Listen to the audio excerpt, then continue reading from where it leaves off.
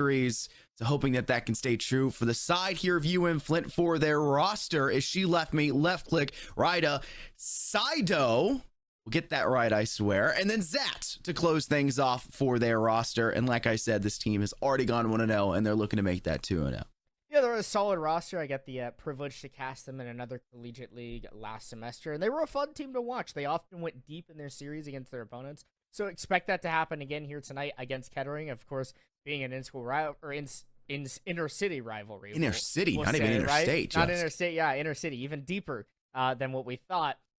Maybe these teams will really be at each other's neck. And on the other side, you've got Kettering, a team that has been around in the Rainbow Six collegiate seed for quite a long time, Scott, and there's still players that I even played against back in my day when I was playing against Kettering quite often. You've got Derp, Bombkey, Chuck, Matt Mack, and Prismo. Derp and Prismo are both players that I remember having to contest against a couple of times, so they've got some veteran leadership on this roster, and I do expect them to be the favorite team coming into this matchup.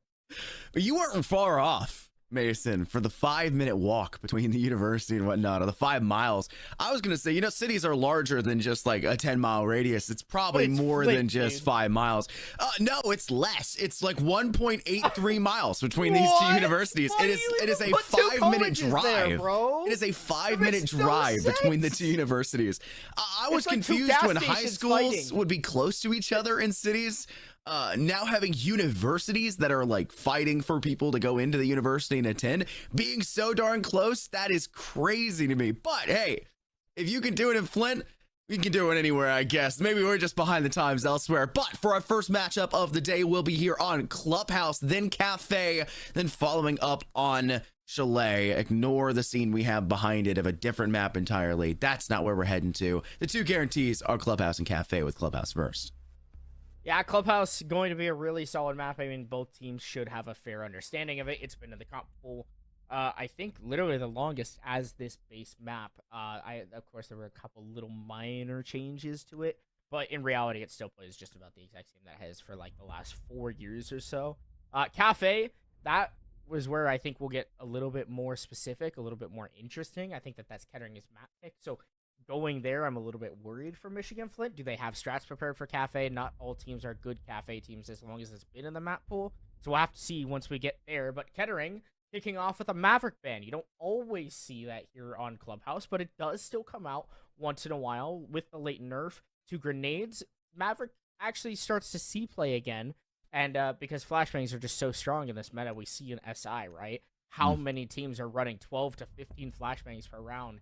So seeing the Maverick off the board, not a big shocker. Montaigne as well, very strong on a map like Clubhouse, especially if you're a fan of defending CCTV. So he goes off the board as well, and Kaid will follow shortly after. We're back in the utility consumption simulator that it was 2.5, nearly 3 years ago at this point. It is an unfortunate meta to fall back into, but I mean, as a viewer, it's one of the more entertaining metas because every single moment it switches over to a new player, they're doing something, and 9 times out of 10 it's tossing a piece of utility out or throwing a flashbang grenade, trying to get something working out for themselves. It's at least entertaining in some by part. But for the last ban there in that veto phase with Kaid going off just prior, it will be the mirror. You don't want to have to deal with that black mirror. You do not want to have to deal with the early information that can be gathered visually, so you'll chop it off the board. And it has very little space to work with effectively on certain objectives on this map, but the ones where it does work, you want to avoid it in its totality. And even when it's left up, some teams just opt not to pick her because you don't practice it enough, because it's almost always banned, so you don't really have the strats to work with. But we see for our first attacking round for UM-Flint, they want to stick to I would say a more status quo would be my idea. Some teams will like to go off towards Jacuzzi Wall. They'll try to breach that one open and create the option. Then they'll work in towards the hatch off towards Bent. They'll clear out and go for a huge eastern subroof breach inside towards the CCTV wall. But if you do so when you spend too much time off in no man's land, trying to clear the first floor for some reason, not doing it, then not going all in on it and failing to clear out cash room, time will be the biggest factor for your demise. And Kettering are completely staying away from the objective for the time being with this very heavy extension they'll be opting for inside cash. And that's where that you can see UM-Flint transition onto highway to start working in from those windows. Well, you see, She Left Me and the rest of Michigan Flint begin to work their way up to the roof. It's kind of their standard process. Open that CC wall, open the Jacuzzi wall, get the Logi hatch open, maybe try to peek onto the highway windows, and eventually you find yourself either executing through all the way through cache and CCTV, or maybe you're going for a jacuzzi take where you hop in the windows. Often, though, here on Gym Bedroom, you are in the round for such a long time that you end super late. So expect to see that between the denial from Kettering here, maybe with a Nitro Cell or some of those Zazami Kiva barricades slowing down the attack. Highway is already being opted for by Zat, using that sledgehammer to deal with the castle barricades on those windows.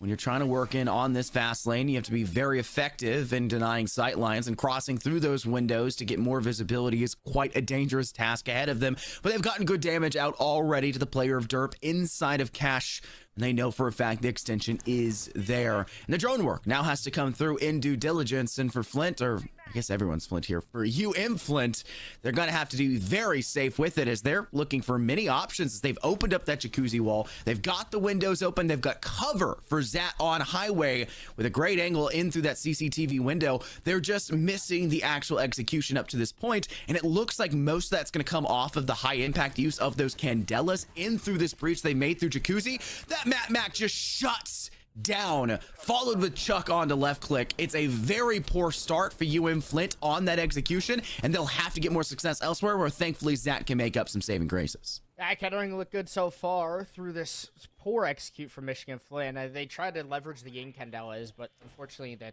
Candelas just were not in a proper position. It was rather slow, and they had never even flashed the guy in bathroom. So Mac just had the freest kills of their career, essentially, as a couple of members walked in through the jacuzzi breach. Good supporting cast on the defensive side, stalwarts the rest of the Michigan Flint attack, and they end up losing it out pretty rough here as Kettering start with a very strong first round defense on Gym Bedroom. Mason, is it just me, or did we not see very much impact off the Ying, off the candelas? We saw attempts there, but you're talking and highlighting how important flashbangs are right now, and Candela probably the most effective flashbang piece of utility in the entire game of R6, and yet we didn't see it tossed effectively enough out and into the bathroom side. If you wanted to be the main point of entry for your team, which they obviously were going for, they were the first through that breach and through jacuzzi, maybe we should have seen the candelas tossed in through that breach first, and highlighting a little bit more effective use of that before just trying to crouch walk in where you cannot sprint, you cannot move fast through a breach. They maybe needed to open up a little bit wider, maybe should have opted to go for more effective candelas. Whatever the route would have been, their jacuzzi breach entrance was a very failed point from the start, and it's something they're gonna have to reevaluate as they probably head back to that objective and within the next 2 rounds, not this one, not the next, but thereafter. So we head down into the basement for Kettering for their second objective of choice, as they'll go for the full reinforcement, I would assume, on Church Wall. There goes Check setting it up in the pulse of all things to get that information with the 2 nitro cells they have in both Bomb Key's hands and Chuck's themselves. Complete last moment operator switch up here by the side of Michigan Flint. They saw something they either really liked or something they may not have liked very much, and now you see that they brought out the Jackal, the Ying, the Ash, and the Zero, which is more indicative so of much a role info. clear. Yeah, exactly. It's mostly going to be information based, right? And then you're going to leverage the Ying for your main take. The issue I have with this push is that you have no throwable or launchable utility to open up the church triple wall later on in the round, if that's an option you want to go for. Instead, you're going to be confined only to the restriction that you are of dropping the hatches that you've opened up, or if you're lucky enough to get up close to that triple wall, then maybe you're able to open up and cause some pressure. But Michigan Flint, they're doing a solid job of clearing this player out of construction. Nice. A Bomb Key goes down. Great information overall. That's a free early pick here for Michigan Flint. Great start on the roam clear. And that's a nitro cell that you were really hoping to hold on to for the time being, since Chuck had already sent theirs out and unfortunately came up with nothing in the process. So you're out of nitros. You're gonna have to rely entirely on those impacts if you were attempting to deny that kitchen breach, that kitchen hatch, which, as you mentioned, would have to kind of be the approach we see coming out here from Michigan Flint. They have no hard breach at range that can deal with the wall inside church. They really don't have the best chances possible to head down that main central staircase and pivot in through either, trophy, or try to work from moto and try to step from that side. So the option has to be secret staircase to work in from blue, step down in towards oil pit as well. That's this better option as well, in towards blue to clear that out, or continuously pound the rock from above, because you have candelas that can blind and keep players away from that breach. You can get that kitchen side, but with only the pocket hard breaches in the hand, an impact will clear that instantaneously, and they've already used 2, and there's still 4 impacts left. Yeah, there's so many impacts available on the board here for Kettering, and they can just continue to impact away at the hatch. Sido, or Sado. No, Sido. It's Sido. Sido. Get it right eventually. Oh my gosh, yeah, it like ruined me. I was gonna say Sido originally, and then yeah, my whole world flipped that out. Anyway, Sido ends up using their Gone 6, trying to draw some attention, but here's my concern with Michigan Flint. They're just running around on the top floor. They don't really know what to do, and that's due to their lack of having any sort of throwable harbors. They haven't even opened the bottom stairs barricade. That's phantom pressure that could be applied to Kettering on the defense. They understand there's a player in dirt. They understand that there's pressure coming from that side. But Michigan Flint just have to open more things to put more pressure down, and that's a nice pick.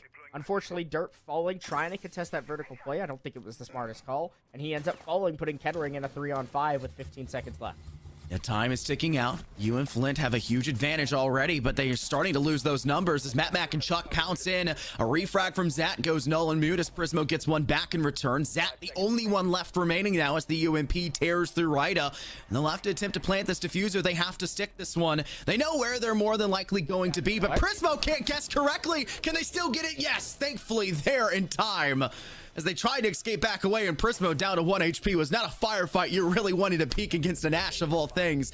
But they'll spray them down as they try to retreat back away from the door frame. They'll get the defuse, and they'll secure the second round as well, despite the egregious start here, Mason, with the first loss upstairs of Bomb and essentially the trickle effect of Derp afterwards, who had a fight that they should not have peaked.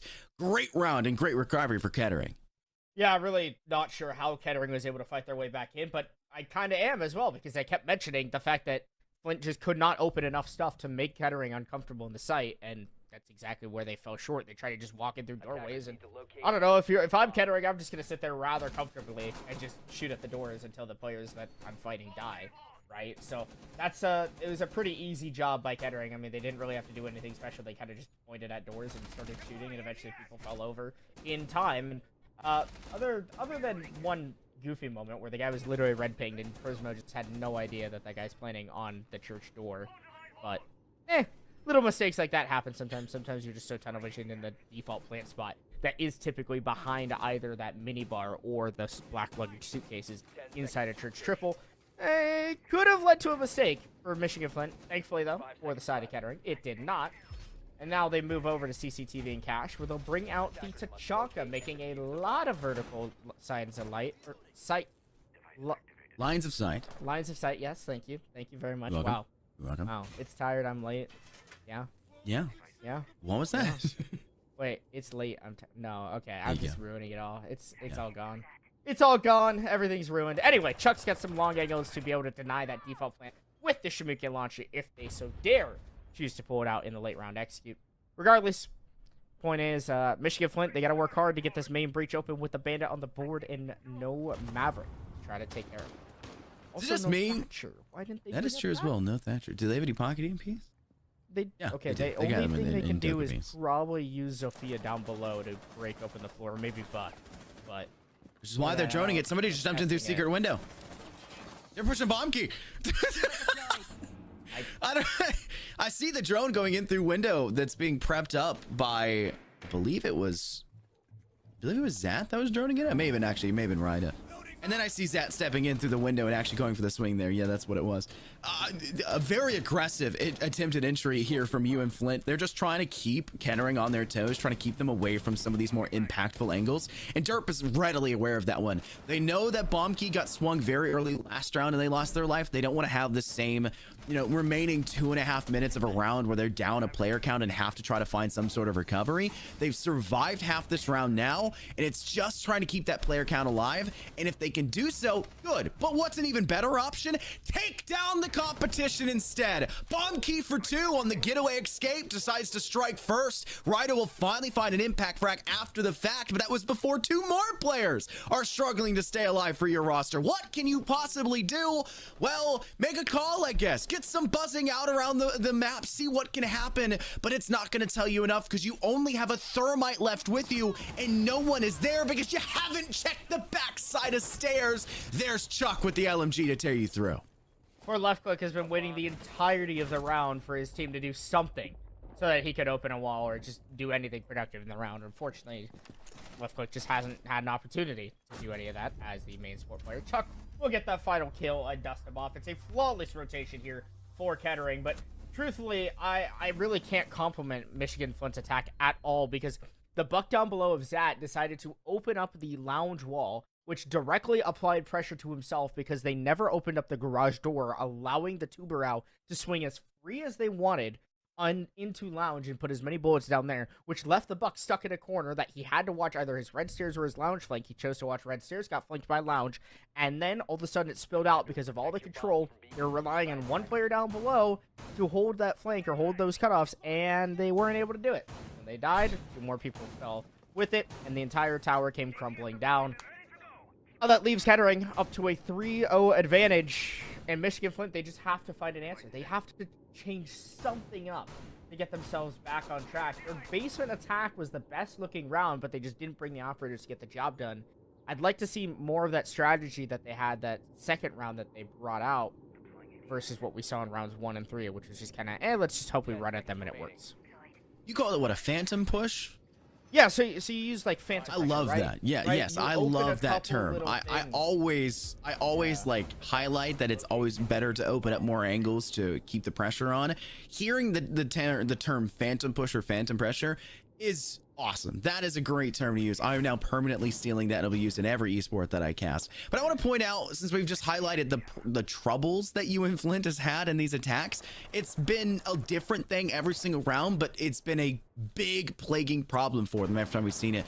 Last time we saw this objective, it was the poor breaches into Jacuzzi, where their entire effective push was coming from, where their two main entries were trying to swing in from. Having to crouch through that when you know that there's a player inside of bathroom, and you know that it's less effective and it's too difficult to get Kentelis in through there to blind them.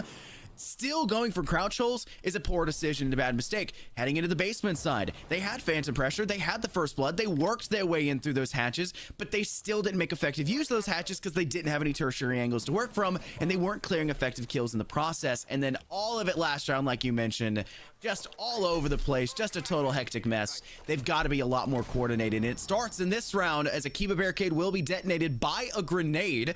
Great usage of the Kiba barricade to keep the player going for that breach denial alive.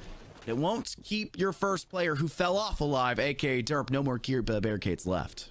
So that is literally why what you just saw is that getting swung by the cache window or the CCTV window. That is why you bring a second R breach on the site and you have them open up the CC wall.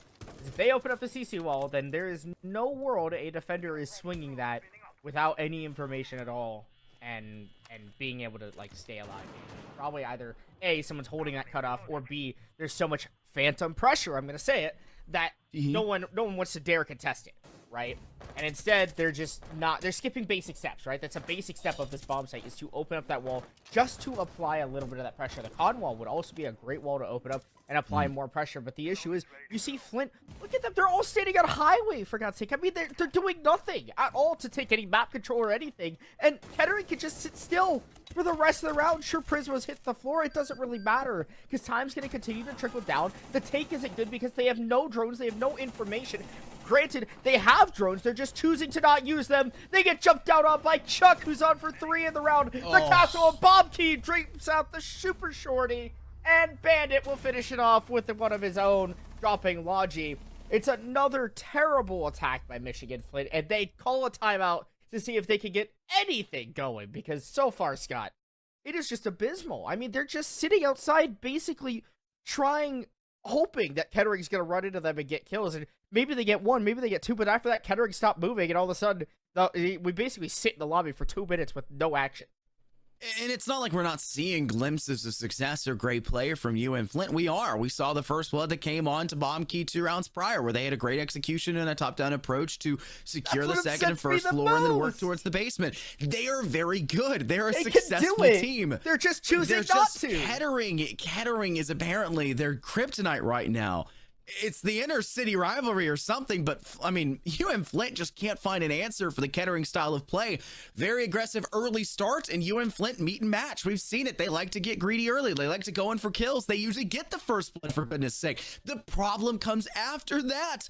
A minute and a half after the first blood, a minute and a half after the initial transgression. It's silence. It's near nothingness with utility. It's near nothingness and destruction of the map. There's no opening of wider angles. There's no attempt to alleviate pressure pressure on one side of the map than the other. All of that highway pressure you talked about, 3 players on highway. 2 of them watching the same window into construction, and the other one watching a window from CCTV that was never a concern in the first place, bar the initial peak that you were still stressed about because you shouldn't have had to worry about it. If you had opened up the CCTV double wall, the eastern subroof, and cut off that pressure in the first place.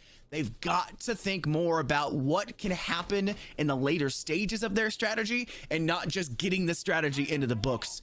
Pros and cons, concerns, status quos, whatever you want to do, you got to know more about it. And UM-Flint, hopefully that timeout can give them a little bit of time to talk about this basement push where it all started so right. And we saw the best looks ever from them on that top-down clear and still lost it in the end. 5 seconds. Yeah. I don't want to keep, like, pooping on Flint. That's the word I'm going to use.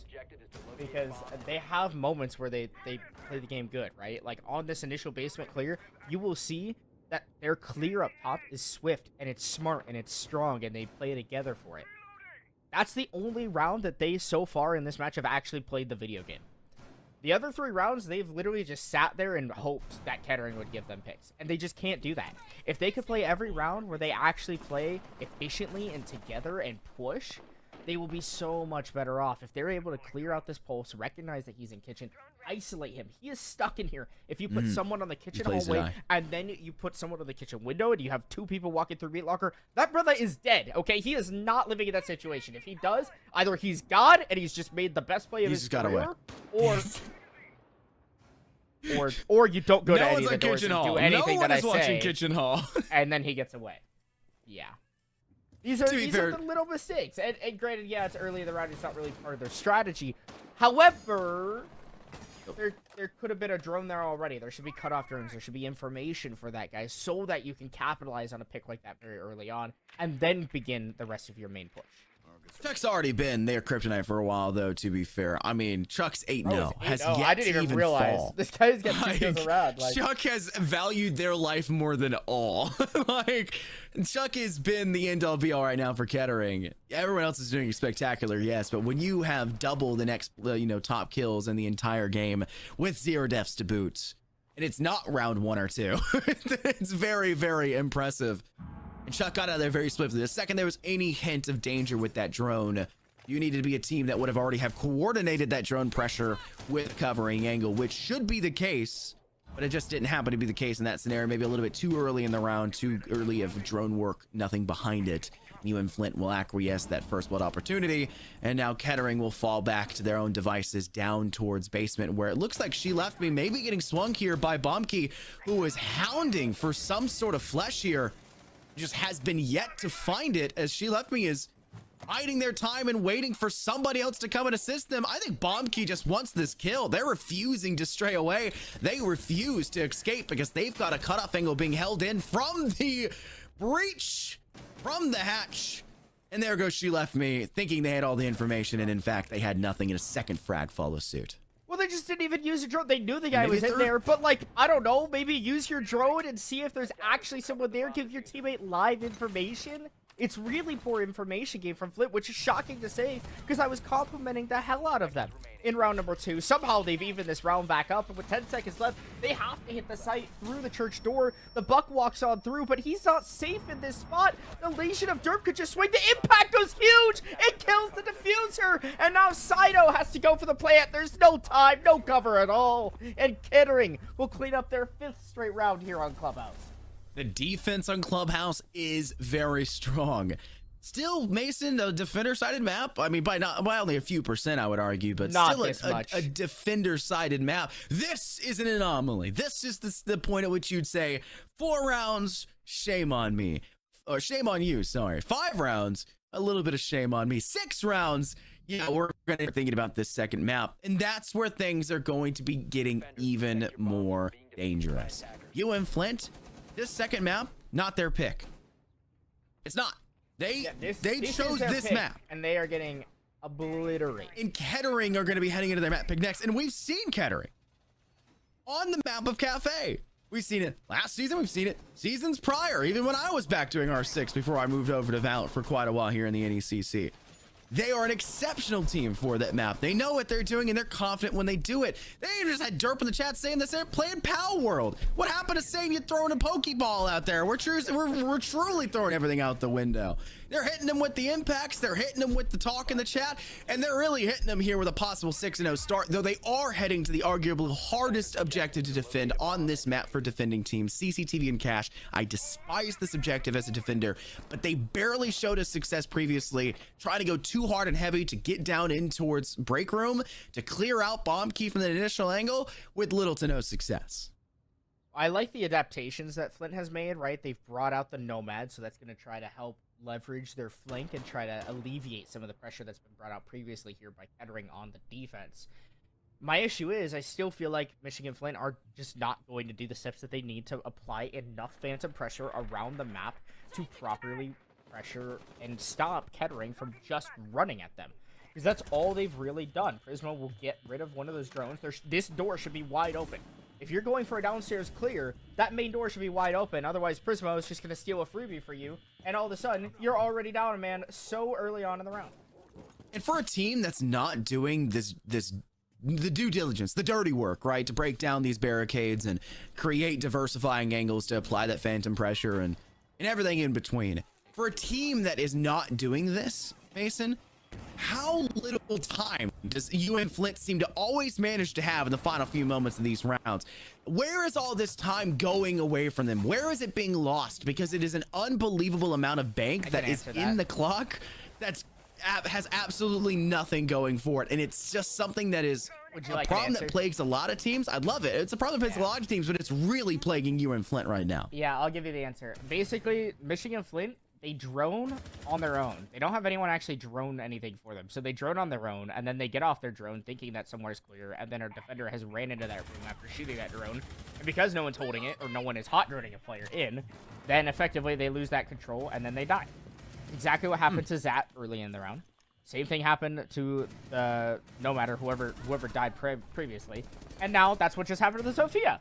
It's literally like, it's like I talk about it, that it happens. And it's just poor gameplay. And like, I've seen Flint play way better Siege than they are, but something about this matchup, maybe like you said, Scott, maybe it's a little bit of that inner city duel. Maybe Kettering is just outclassing Flint right now. I don't know what the issue is.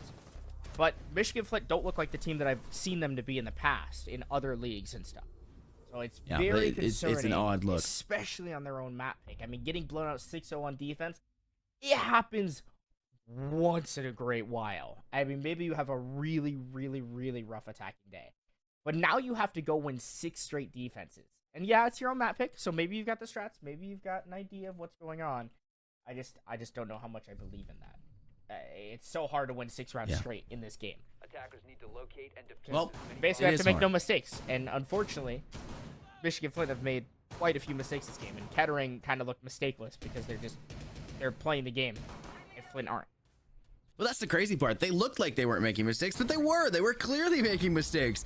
Derp had that really egregious peak in round 2 down on basement where they were reloading below the breach that was being fired upon them within kitchen. Why are you standing there? They try to swing in early angles that aren't necessary when their plants attempted to go on for you and Flint when you can just play for time in the last few moments anyways in a 1v2. So many little things and so many of these rounds, it truly feels like Kettering is making mistakes, but they're not being capitalized upon from UM-Flint. And because UM-Flint is making way more mistakes in the process of those attacks, and maybe even now of this defense or these defenses, possibly if they manage to get through another round or a couple more prior, it just looks like Kettering are an unstoppable force meeting a very movable object.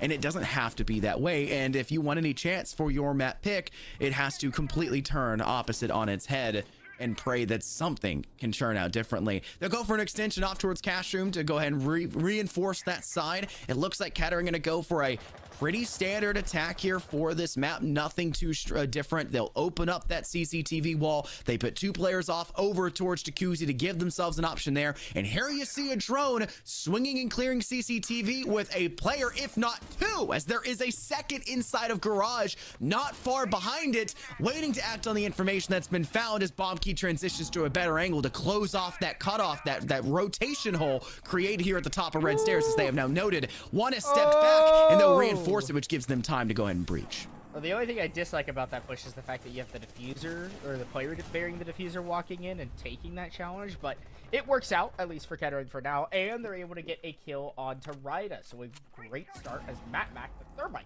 of all players, is able to get the opening kill in favor for Kettering.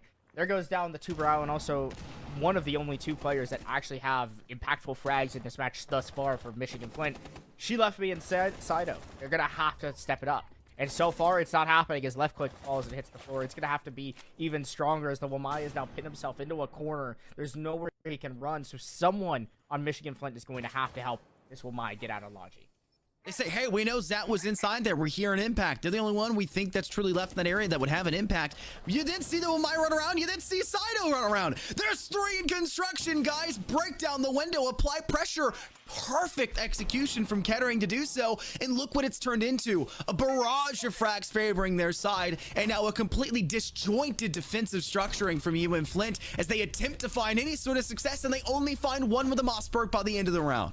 It's a GG no re for our first map here. A good half, you could dare very well say, if you're Kettering and have the confidence. They take it, and then I did it, and then I was like 88th, and then now I'm nowhere. And then, so you and did it the day of release? And then the next day I was like 6,000. Yeah, because people play that with like literally no life. Hey, you were saying that, but you're an R6 player, Mason. This is you guys are speed running the number one way to absolutely enjoy your time. I'm getting it. They just really don't like Monty. Dude, this is how I felt whenever I played in collegiate and people would ban Monty against me. I'm like, why are you banning Monty? That sucks. I'm still gonna play him, but he sucks. Doesn't it just make it so you suck?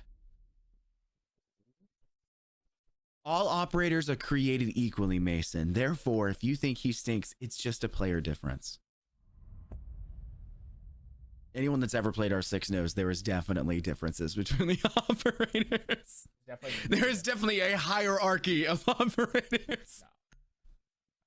Tachanka is the best operator in the game. That is true. Tachanka is S tier, if not SS tier, than everyone else's. So is Castle. So True. is Sense. So is Glaz. So is Zenyatta. And Iana's fine, actually. No, Zenyatta. No Overwatch reference. Big Widow fan. I almost said no Overwatch references here, like a 2-year-old child. He's literally weaponsing Overwatch. Attackers need to locate and defuse bombs. Dealing with it, bro. I think that's a fair. Oh, it's a fair assessment. For a moment there, I just had a little mini micro panic that somebody just impacted right off start, and I thought somebody totally just breaking the yeah. mini bar, I always forget sometimes right at the start that panic. You know, Cassie for like 2.5 years with having no friendly fire disabled during prep phase. I'm not gonna lie, that guy got the best spot ever to be able to open that quickly. He must have like Superman flicked. He's like, yeah. He's like, I'm opening this. Talk about COD quickscoping and impact made. My setup's done. I got it. I opened it. I'm gonna go hide now inside freezer. I'll see you guys later. Cav mains, you like? Yeah. To be fair, I do have probably 400 hours in Caviera. That is exactly what it's like. Insanely sad.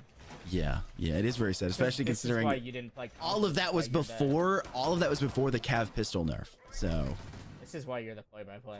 Because I'm in the action. I'm in the face. I'm in the face of the competition. Cav right? would definitely be a good picture. In the open. Like, I hate you. No. That's what it was like. That's what it's like. Speaking of good picks, though, Kettering on the attack. This is an exceptional lineup on your attack to deal with the top floor defense. The Flores for clearing out a little bit more of that utility, especially if you're a little bit more concerned about the players that are going to be sitting inside C2 and maybe even C1. You can go ahead and send the material drone around the bend, send it in from Skylight and get a little bit more information. Or if you really want to sneak a drone in through, and deal with Piano and deal with the player over by Pixel door and kind of close that out, it's a good way to do so as well. But the gridlock is where I think a lot of the importance truly will come from if you want to close off these stairwells. Those track stingers are so on this map. They cover the entire landing of each of the staircases. It's perfect. The issue is you lost most of your HP, but your team was doing pretty darn good past that if it wasn't for Sido in the freezer taking down 2 of you. 2 players tried to walk on by the Wamai, and unfortunately that player just wasn't positioned at the cocktail window in time to deny that peek. Derp just a little bit late, and that falls Kettering. And that's a big mistake that's going to cost them in the rest of this round, is now they have to work low men and lower HP than your opponents, as Derp has succumbed to just about that 20 HP range, maybe a little bit more. Maybe he lives to an extra bullet or so, but if left click ends up taking an engagement with the sledge, he is definitely a dead man walking. Sido inside a freezer will still try to hold on to this longer angle. Chuck has one more RCXD Rotero drone to try to deny any more util, maybe break one of those FNAP mines that could still be lurking around. Derp with a couple of nades. He'll throw one into freezer. It's burnt away, and he blows himself up because he doesn't get away, but he gets a trade on his own life with the nade that goes into freezer. Ryda finds a kill on a Chuck. We might just see Michigan-Flint get their first round win. That would be absolutely monumental, and it could all of a sudden kick off into a 7-0 on Cafe, which brings us into a banger map number 3. This is just... Maybe that would be crazy if 7-0 each other's map picks. Call it the collegiate special, right? When you win your opposition's map pick, but no, that'd be like the NECC collegiate special. There's no way that's ever happened. Their own brand of it, yeah. It's just absolutely ridiculous idea. It can only happen at NECC. So. Here's Matt Mike, all by themselves. Only in NECC, and that means you're kind of putting a lot of expectations for them to fail here. 10 seconds left. You have a lot of expectations for them to fail, to be totally honest, but they'll get a nice wall bang off towards left click. Ida, not far away from this, does get swung, somehow still up and standing and able to take down Matt Mac. Though at the time already in the red time, they would needed to get that kill and then hop back on the diffuser plant as fast as possible. But it does not seem to matter. UM-Flint will, in fact, win the first round of this map in their first round in this entire series. And yes, it is map 2, folks, in case you guys missed map 1, because it happened so fast. I will say they looked better in that round. I did enjoy what we saw from Flint. They finally were playing together. They were able to play on defense, so granted it is a little bit more of an advantage, right, rather than going for attack. Attackers need to locate Where it is so vertically challenging, and window play is very important. And I think Flint did a great job of denying that window play, or at least trying to keep their opponents off the windows for as long as possible. However, I think that was really a round built off of Kettering making a ton of mistakes. You had those two players walking on top of each other through piano. They also misdroned the floor holes that the Solus was holding, which led to a lot of HP taken off the gridlock rather early. So just a few mistakes like that all of a sudden boiled over into Kettering actually not being able to win the round. They also didn't wait in time for the sledge, I believe it was, to get onto the cocktail window to actually deny the Wamai peeking from freezer. So like I said, just timing, team play overall fell kind of out the window, and that could be a complacency issue here for Kettering going into the future, and hopefully they're able to remediate it and get themselves back on track. Big word there for you, Mason. Remediate. That is like 90% of my work, remediating. So we remediate risks as a cybersecurity professional, right? Our goal is to remediate risks. So I actually use that word quite a lot. Look at everyone from Kettering. Not that special. Look at them. I wish I was smart like that. Sorry, I'm really giggled by the five rappelling up to the rooftop at the time. Literally everyone is on the rappel up. It's just Cafe. It's one of the reasons why I've always said Cafe is my least favorite map. It's no longer my least favorite map. We have even worse maps in the pool now for R6, especially if you're a colorblind individual like myself and you're in an entirely tone gray granite building. That is some of the other maps in the pool. I need to know a map that's worse. Every map is worse now. Cafe is the best map in existence, Mason. What do you think Cafe is a great map. I think it's actually gotten much better. But when you fall back to the same strategy, just having to go to the rooftop and work the way top down, it is a very poor existence for a lot of attacking and defending teams. And as a viewer, it's not always the best case scenario. But Kettering make quick work of that second floor. They say, hey, we send 5 up there. We don't need to have 5 people clear it. We just need 2 people clearing it. Let's get 3 players working from tertiary sides to work down to the first, and then, to the second, and then we'll work down to the first after the fact and work in stages or ladders. Well, after the round has gone by and Kettering understand that they have gotten complete top floor control, it'll rely on the horizontal extension here from Michigan-Flint with the Warden holding inside of VIP, trying to deny this freezer hatch drop. That is the key of the round. But if you swing out wide onto the player on brown stairs and have no idea he's there, then you lose your life and you lose the most crucial position for your team on this defense. And now you lose a yokai drone. And now you're basically out of position, and if Kettering raid into this correctly, they could literally drop the hatch and be in sight and plant. because of that one death. That one death could cost Michigan Flint the entire round. It really should. But Kettering are still taking their time. They're still doing their due diligence and doing the rest of the vertical. They're going to drone the rest of the site probably, make sure that they're good to go for this plant. They just can't wait for too long, because if left click has any more yokai drones, then it could spell disaster if that late round denial hits just in time. And they're taking into the final few moments here. 30 seconds are remaining, and starting to run into troubles getting inside the doors. Derp goes down. It's Saito who manages to find up that kill. UM-Flint are doing a great job of gatekeeping Kettering from any potential push here. That will go down over towards Closet. Not really sure what they can do from coach check. Matt Max swings in from that freezer side. A Mossberg in hand will decimate the player of Prismo. And Saito will try to move in from that angle, but there's just not very much time remaining. They have to go for the plant here. Rida has to start going for a swing. The impact around the corner isn't enough. The plant will go down, and Matt Mac will fall to it.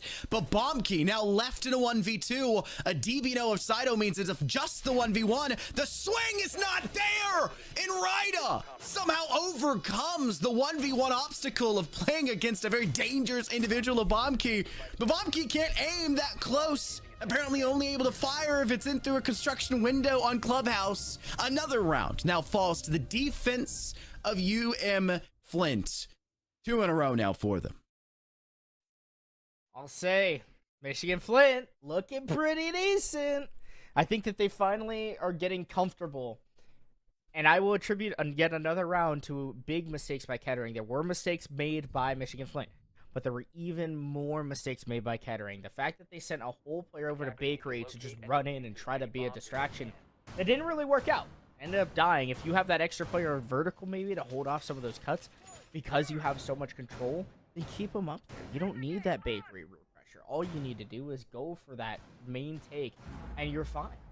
But instead, they decided to send that flank-wise pressure. They decided to have the Jackal walk down red stairs and take a contested fight with the player inside a coat. Just stay upstairs. Hold vertical on that guy. He can't leave coat if you hold vertical properly, right? If he either leaves coat or you hear him hop into reception, and then you can hold the double door from above on vertical as well, right? There's just huge mistakes coming out of Kettering. I think they're overcomplicating, honestly, and I think that they're just trying to run at Michigan Flint because of how map number 1 went, and they feel comfortable. And Michigan Flint are actually here this time around. It feels like they're actually in the game. They're actually in the lobby, and this is what I wanted to see from them. I know that they're capable of being good like this, and unfortunately, only 2 players are actually on the board showing that they can get kills for Flint. I promise you, the rest of these guys can shoot as well.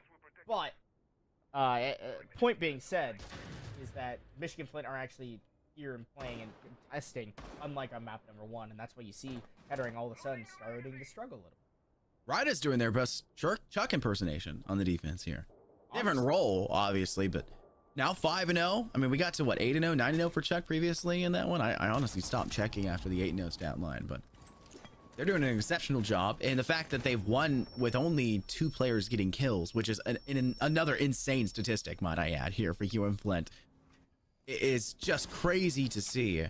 But they have to make some adjustments if you're Kettering. It's not working just running in. You need to be a little bit smarter. And even when you're running in, you're being gatekept effectively by UM-Flint, which if you're just running in and then you meet pressure immediately, that should be able to tell you right then and there, Mason, hey, okay, UM-Flint are here. They're involved in this defense. Not just to keep up with that strategy and do the motions, but not actually have the oomph behind that activity.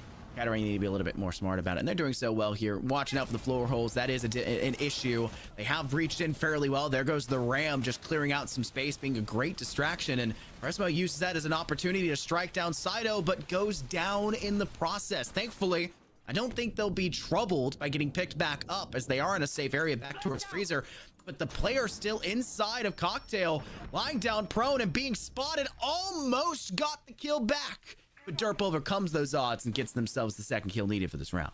The Warden stuck himself into a spot he wasn't able to leave, and unfortunately, Rida ended up leaving rather than helping and try to at least get a trade, maybe even then dropping down the Cocktail hatch.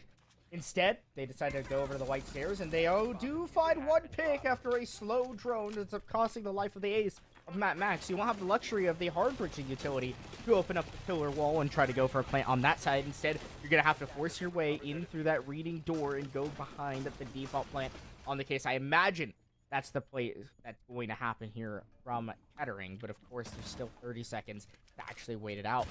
Zat has 6 goo mines in his pocket. What has he been doing all around? I mean, if you stack these goo mines with how slow Kettering has been on those main door walk-ins, then you can slow down your opponent. Instead, he ends up dying, and now Kettering all of a sudden have the man advantage, but it's given right back as left click gets themselves on the board, and now can continue to deny this default plant with the gas grenades, but it's landing too shallow of the mark. Chuck is in with the coverage for Prismo, who gets the bomb down, and now it's the retake. Ryda has been an absolute savior and saint for Michigan Flint. Can he continue to do so? Prismo and Ryda will dance around the pillar, but Ryda finds one, and the second! Call him a saint! He's got 8 kills, no deaths! Left click will steal the defuse from his teammate. I'd put him down if I was Ryda. But what a hell of a round, and a flawless starting rotation here for Michigan Flint. Hey, no, he is Chuck. He is him. It took Chuck 4 rounds to get that 8-0 stat line. And now Ryda has done it in 3. He's not Chuck. He's Ryda. He's Ryda. No more comparisons. You cannot compare to what we've seen here. UM-Flint, despite the 7-0 against them in our first map, are now up 3-0 on their opposition's map pick on the defense of Cafe, which isn't the most shocking thing. But Cafe has been pretty attacker favored in the collegiate scene for a lot of teams in the NECC, and seeing it turn the total opposite for Kettering, who know this map, have always looked good on this map, and from what I remember, are exceptionally talented at attack, though we obviously didn't get to see too much of it. Or I didn't get to see too much of it last semester, and saw quite a bit of it the semester prior. Where is that prowess? It's hard to say, but UM-Flint are capitalizing perfectly. And though it's by the skin of their teeth in all 3 of these rounds, they're winning them. And that's the stat line that matters. So far, so good.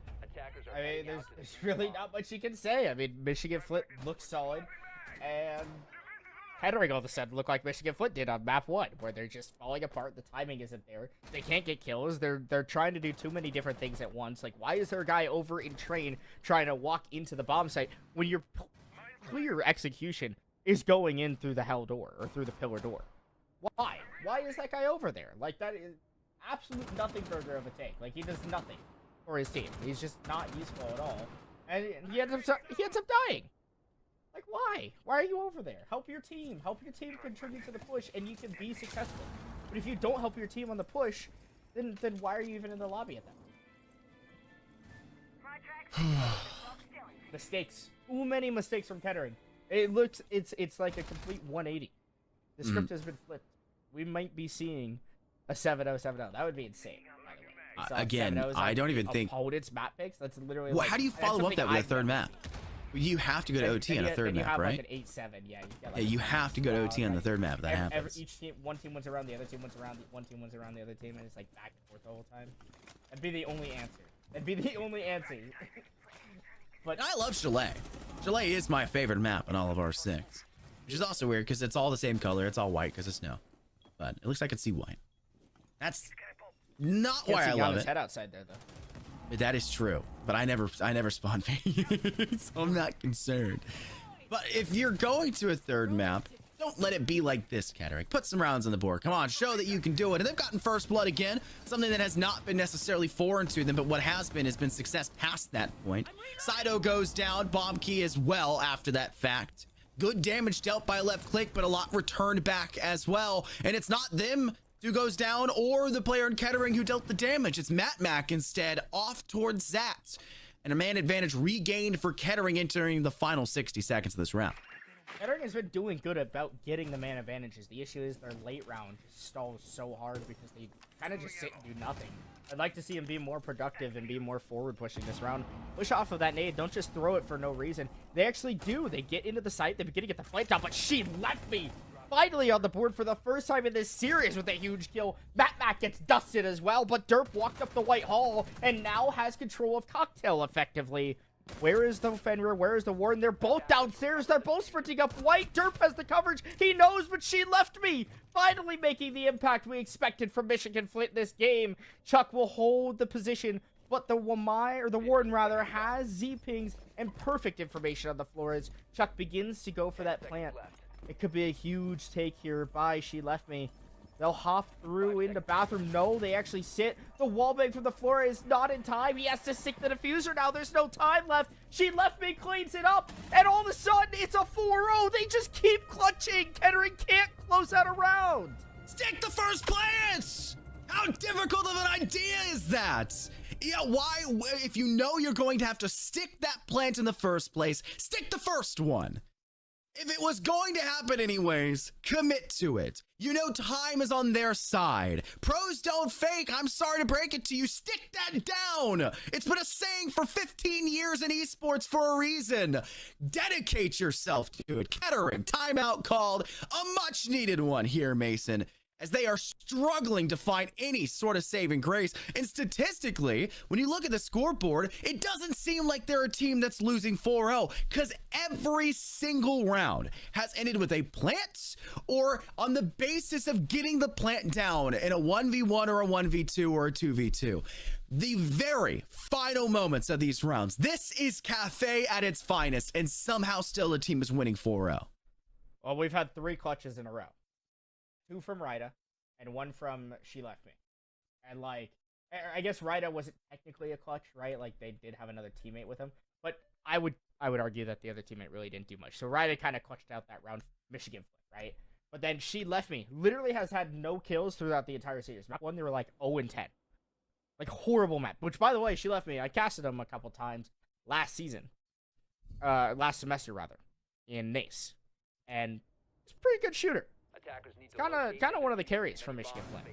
So it was pretty shocking to see that kind of rough performance. But now that they've shaken off maybe some of the dust, maybe some of the nerves, all of a sudden Michigan Flint, the train is moving, the train is rolling, and Kettering just look abysmal. It's so funny. It's like on map 1, I was completely destroying and tearing up Michigan Flint because they looked horrible, and now I'm doing the same to Kettering because they look terrible. They can't close out a round for their life. They literally win the opening round, right? They usually get the opening pick. They've got the opening pick in 4 rounds. Guess how many rounds we played? 4. They get the mid-round win, because I track how many times a team has that advantage, I would argue, for in the middle of the game, right? Typically, they've got a 4-on-3 or a 3-on-2. Some sort of advantage, right? Or maybe they've just got a map and advantageous advantage, which should lead to a round win. But they just cannot find the last player on Michigan Flint, or whatever it is, or the last 2 players. They just don't have the information, they don't have the coordination, maybe the positioning. Something is off for Kettering. And if there was one nitro cell that could be thrown up onto this spot, that would be amazing. Because if we saw a 5-man C4, and 5 people of Kettering repelling the same spot... We had that 6 semesters ago, the NECC. Well, 5 semesters ago, something like that. That's a long My time. first or second semester here. For Another NECC. issue I gotta point out is the fact that Kettering just don't like change their spawn cell. Like, why is no one spawning Park to shoot the default cam over there? Now you know where the take is coming from if you're Michigan Flint. Oh, there's no one over here, and there's no one on the cocktail repel. I could just go rat and cocktail for a while or whatever, or I could go wherever else and sit there. Michigan Flint, of course, they're playing to their strat. They're not doing that. They're not worried about that. But these are things that Kettering just aren't doing, and I don't know why, because they're a smarter team than how they're so far showing up. Yeah, this is not the Kettering we anticipated stepping into this map. And if you're another team watching this and voting for a potential game later with Kettering, please sow that nitro cell. You've now seen it every single time you've seen the objective in play. You now know they go to the top floor exactly from there, and it is all 5 doing so. As long as throw like, the nitro not cell. able to shoot the C4. I am desperately asking for a team to punish Kettering for doing so. That's the number one thing I hate about Cafe is teams that just go straight to the rooftop, and that's the only strategy that they have for any port of entry, and it's just blaringly in your face. Just it's right there. If it was the sun, I'd be glaring off Klimpse's forehead.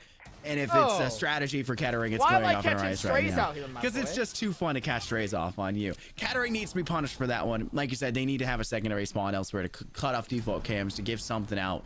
To maybe even have a player step over in towards Bakery. Towards Bakery door. Bakery, small Bakery window. Literally nothing there.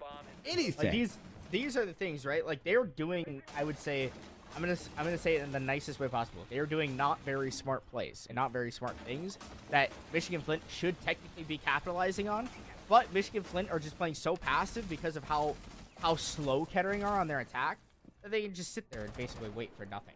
Chuck taking a good bit of damage outside of booth, trying to put this pressure onto the Warden, but She Left Me this time probably won't overswing their bounds and won't overswing either the downstairs or the booth window. They're playing safe. They're playing with their life. And as time continues to trickle down, there's only 20 seconds left on the clock, Scott. Where is Kettering? Where are they going to go for the site? I mean, this has been their issue every single time. They took a timeout for this, and they're still just as damn slow.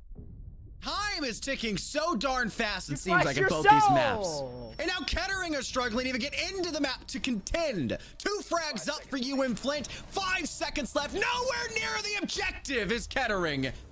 As it's just Matt forced to pull out the goo mine out of their ankles. And even if they were capable of starting to plant down that diffuser, a yokai drone from above would have cut that down. Not even in the round, Kettering. You weren't even there. And to top it all up, you had just had a timeout to talk about it. 5-0 for UM-Flint in the first half. Could be a 6-0, and it could just be a 7-0, because I do not think the mental is there for Kettering, who have only gotten worse, it seems, throughout these rounds. As that one is the first one we've seen that wasn't a clutch required or very close 1v1 or 2v1 at the end. Yeah, I mean, that was just straight up abysmal. I'm not going to lie. I'm not going to sugarcoat it or anything. That was just terrible. Like, they waited. Gotta do better. They had the entire top 4. By the way, they had just played that site, right? They've already played it once, so they knew that no one from Michigan Flint was roaming, right? Because they had already attacked it once, so they should have known that, okay, there's still probably no one roaming. We still drone, but maybe we could be a little bit more swift with our take, with our clear, right? Don't make the mistake of misdroning, obviously. But you might be able to ramp things up a little bit, right? You know everything's clear now. By the time of a minute, it should have taken, right? To clear all of this, because there's no one there. Like, I mean, no one from Flint is even up the stairs shooting drones right now. And then Kettering are just so abysmally slow at opening the floor. Michigan Flint, they know where to sit. Like, there's a lot of safe places you can sit outside of the site, which is what their strategy is designed to do. Sit as far out and force Kettering to go for an execute. Kettering waited until 15 seconds left when they could have done it at 45. They could have done it at a minute. They just chose to wait for no reason at all. And then the time all of a sudden pressured out. They try to scramble. They try to take 1v1s. And what have they not been excelling on at all on Cafe? 1v1 gunfights. For a team that's been so darn good about fighting, and we had nothing but, you know, great things to say about it, it's been totally absent. It's just so strange to see that it's hard to not be a little negative about it. No matter how much we want to be positive about it, it's hard not to be a little bit negative. And Kettering have to make those adjustments. It's in their hands. It's in their hands. They showed they can do it on Clubhouse. That's what the most frustrating thing is, right? They showed they could be a competent team on Clubhouse. They looked great. And in their first attacking round or two, they looked actually okay. But they just weren't playing the game the same way. They get another opening pick. Yet again, it is their 5th opening pick. But will they convert the round? That's been the win condition that they've just failed to get every single time. Iruni, Saito, really, really dangerous contesting that window. But still, no one's died, no one's been punished, so does it really matter? There's the tertiary angle that's necessary from Kettering to deal with She Left Me. Still one more back there at Saito, who rips through their teammate at Prismo, but bomb key's at least good for the refrag. That's exactly what you're asking for, which has been a problem for Kettering. Once, please. Oh. He had a Gumine that saved the end of the last round, even though it was a 5v1 basically at the end. But he 6 last time they were on the site. Okay, yeah, that does feel like you have way too many Gumines in the pocket right now. Yeah. But Kettering are looking a lot better in this round. They refuse, it seems, up to this point, to go down with a 7-0 half, or 6-0 half, and in this 7-0, it won't stop things from getting worse before they tend to get better. 2 bloods go in favor of UM-Flint, putting Kettering now in an even position. Keep swinging the same hole, derp. You gotta watch the lesion first and foremost as Zat tears you down to a sliver of HP and then makes their way away free of charge in the process. No way. I mean, there's no world that the lesion gets away with that. Number one, Derp should probably be dead. Zat just not control the T5 for the life of him. But it doesn't matter. Left click, yeah, there's no gas grenades in their pocket, but they can just play with the M590 up and close, get aggressive and very personal. Derp is only 1 HP, so if that guy's covering, then he dies. Matt's going to have to get off the diffuser and try to clutch up in some way or another. If their goo mines are out in the right place as well, Derp also dies to just a goo mine. So this should be a winning round yet again for Michigan Flint, just based on these positions. There's only 10 seconds left. Mac tries to walk in, but instead he averts. He goes to the spot that they have no coverage for. Left click gets a freest kill of their career because Derp decided to not flashbang for his teammate at all. And somehow Michigan Flint win another clutch scenario, a 2 versus 4. Kettering just can't close a round for their life. Like, what are we seeing, Scott? It is. We do a round of silence for the Kettering we've No. lost in map 1. It was a 7-0 map 1, and now it's a 6-0 map 2 the other way around. This is unreal. All the jokes we made about it being a 7-0-7-0 have You now actually come think back it to now bite all of a us. sudden it's actually going to be a thing. Karma is real, and Kettering, I am sorry. I didn't knock on wood. I just didn't think about it. I stand when I work. I just didn't think about the desk in front of me. I should have knocked on wood every time I made the joke. I did this to you. You can take the blame all on me. No. But a moment of silence for the Kettering we lost in map 1 that did not make the flight over here to Russia for map 2 on Cafe Dostoevsky. Where have they gone? It's hard to say, but they're not here. And they gotta hope that they at least make it in, and for the second flight, that is halftime, because they were not involved in the first. My goodness, UM-Flint are a completely new, rejuvenated team, and they look exactly how we would have expected them to look, Mason, in that first game. But it's just so strange to see it be so one-sided on both maps, and not the way you'd expect it. The horns. Was that The a key? sounding of the Was that a horns. key? It was terrible. Listen, it wasn't meant to be good. Like Kettering's attacks. Oh, sorry. Yikes. I'm sorry. Ouch. That was rough. That was Ouch. that was out of left field. It was unwarranted and undeserved. Kind of warranted kind of decision. I mean, they showed Ouch. they have the capability, which is like the most frustrating thing. They looked showed great in in Clubhouse 3 out of that they 3 were out of 6 very of those rounds. competent. And then yeah, even then, like on the attacks, they literally had the opening advantage in 4 of the rounds. They just couldn't close for their life. They just kept put it bubbling like the this. bag. Like I'll put it like this. On the first map, UM-Flint, on their side, when they getting sloshed 6-0, they had maybe one single round worth of good attacking pressure. One single round. If you added up all of the good points in all 6 of those rounds they had one good round. Kettering had 3.5 in this first half. 3.5 good attacking rounds. But UM-Flint secured the bag where necessary. And that's where Kettering were struggling.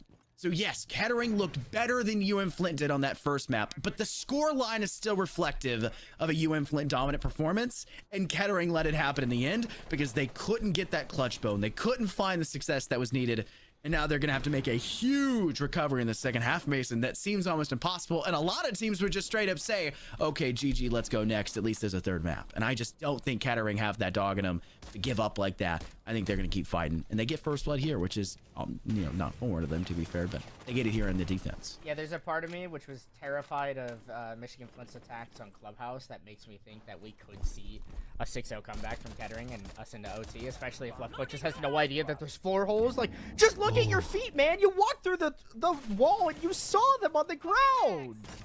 That's 3 kills. It's easy pickings for Barbecue. He also just killed your teammate through the same spot earlier on. Or maybe he had died on a window. So it doesn't matter. The fact that, like, you should just be aware that there's field holes, especially when your own team used those same holes against Kettering on your defense. And now She Left Me dies. Are we not going to see the infamous 7-0?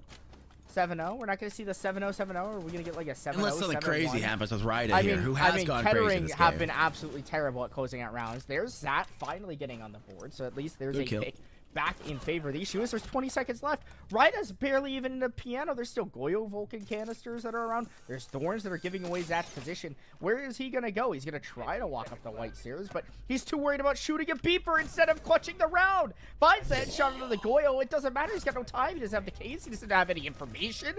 It looked exactly as bad as their attacks did on map number 1, where they just had no bounds of what they were doing. They spent 2.5 minutes fumbling around with the guy downstairs in train. By the way, the site was bar cocktail. Kettering have something to say about it, though. They get something out of this. Even if this ends for UM-Flint and they get themselves a win here or there, which is statistically likely. Kettering get their map's choice selection, or side selection, I should say. They get their pick of it in the third map because they're going to have round differential. Winning a single round doesn't have to give you round differential because UM-Flint didn't win a single round on the first map. Oh my God. Thank you, producer, for whispering that to me and not Mason, so I had a funny point to bring up. Kettering looking hilarious. much I didn't better even think about that. defensively. To be fair, Mason, we don't know how Kettering's attack is on maps because we only saw one attacking round and it was good, but it was against a demoralized UM-Flint. We saw how Kettering's attack was the entirety of this map. Okay, yeah, what I'm saying prior to this map, Mason. Yeah. Oh, well, yeah. We didn't know what Kettering's attack was going to be like. Now we do. We've seen it, and it's abysmal. Okay, it's all right. Abysmal. No, they had an okay performance in the first section. If you get the opening, if you have the opening advantage, 4 of the 6 rounds you play in, and you don't win a single one, and this is I'm talking about not just opening kill. Advantage, like you had like at least a 4 versus 2 or a 4 versus 3, and you don't win a single one of those rounds, your attacks are terrible because you can't finish. If you can't finish rounds, you can't win them, your attacks are terrible. Doesn't matter. You might start it really good, but if you don't start them like you finish, then why does it matter how you start it? That's how I see it. It's harsh. Well, not everyone has the same negative Nancy mindset as you, Mason. Not negative Nancy. Right? It's harsh, but it's expectations. Negative Mason. I have high expectations for a team like Kettering. This is Moody Mason at his finest. I am Moody. How'd you know? Moody Mason at his finest. How'd you know? You know me so well. I don't know. I know you so well. That's what it comes down to. Kettering, though, yeah, you're right. When they're getting first blood so often, it should be better. And that was a great shot from She Left Me at that distance to deal with Chuck, who has had a really poor performance. 1-7. They were 8-0 at the start of the last map. Where has the Chuck we knew gone? Well, they switched sides. They're Ryda now. That's what it turned into, and that's kind of an issue in and of itself. Prismo is upstairs trying to work defensively.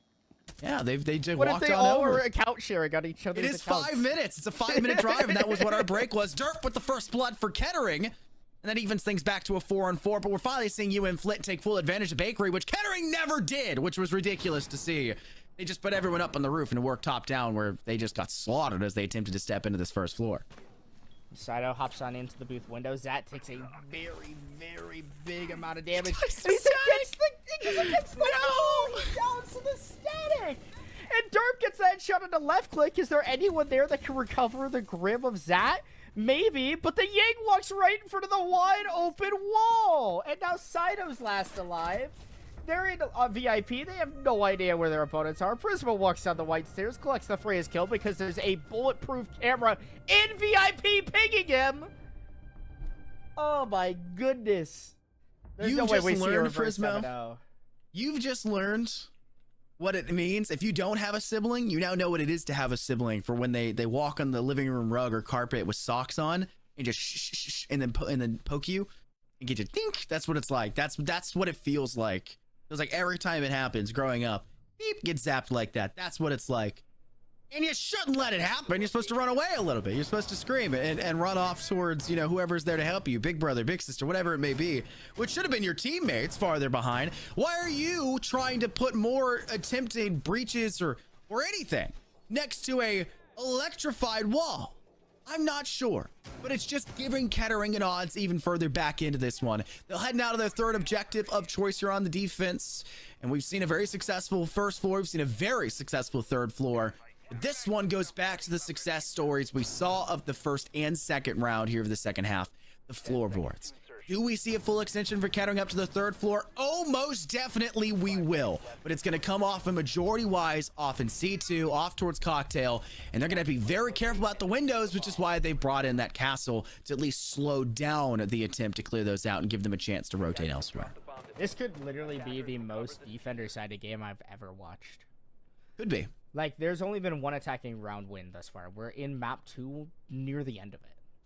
And keep in mind, ever since I knocked on wood, Kettering is just right back into this. And I get we're on, we're in this meta right now where it is heavily defender-sided. Everyone's seen the stats that has been keeping up with SI. It's been bad. Where it's like 65 to 35 or something absolutely abhorrent.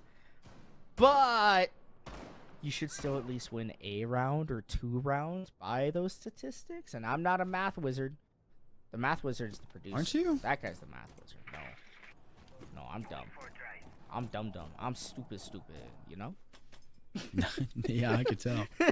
I think I've lost brain cells hearing you say that. That guy got a college education? That's insane. Yeah, I don't. Who gave him that? Check his degree. Degree check. That's fraudulent. Take that out. Take that back. Take that back. Someone please find withstanding funds that he did not pay, and so they revoke his scholarship, or they make him pay it all back or something. His degree, his diploma. My goodness. Round underway, though, a minute and 20 seconds has elapsed already. And shockingly enough, no first blood has been found, but Ryda is very, very close to being found out instead. A ram will be dropped in through the skylight, and the floorboards will not be surviving for too much longer. The resale value of this beautiful Russian villa will not be remaining past this due. It does seem like C2 has been cleared away, and Kettering are all but welcome to void the area once that utility has been sent. But the fear from Ryda is still there as they toss out the flashbangs and look to clear out the possibility alone of someone from Kettering still being there. They even have a player down on second floor watching the doorframe leading into library, but it will not matter. Bombkey from nowhere able to secure not just one of Ryda, but two if she left me on top of it. I feel like if you're going to challenge a warden, number one, you should know it's a warden and not try to throw flashbangs and hope that that works. But also, I don't know, you have a Ying that could like put pressure on. You had a Flores that could have probably droned and at least either driven it and been a distraction for the shield or something. Just really poor team play. Michigan-Flint, they're trying to just take ones. And what were they terrible at on their entire map 1 attack? Taking 1v1s. And now they're trying to take 1v1s. Bomb Key will go ahead and swing. Somehow Sido is able to get a pick on to Durf. They overexpose themselves somewhere on the map. Left click will open up the train hatch, but time continues to trickle down. It boils all the way down nearly to the 0 hour.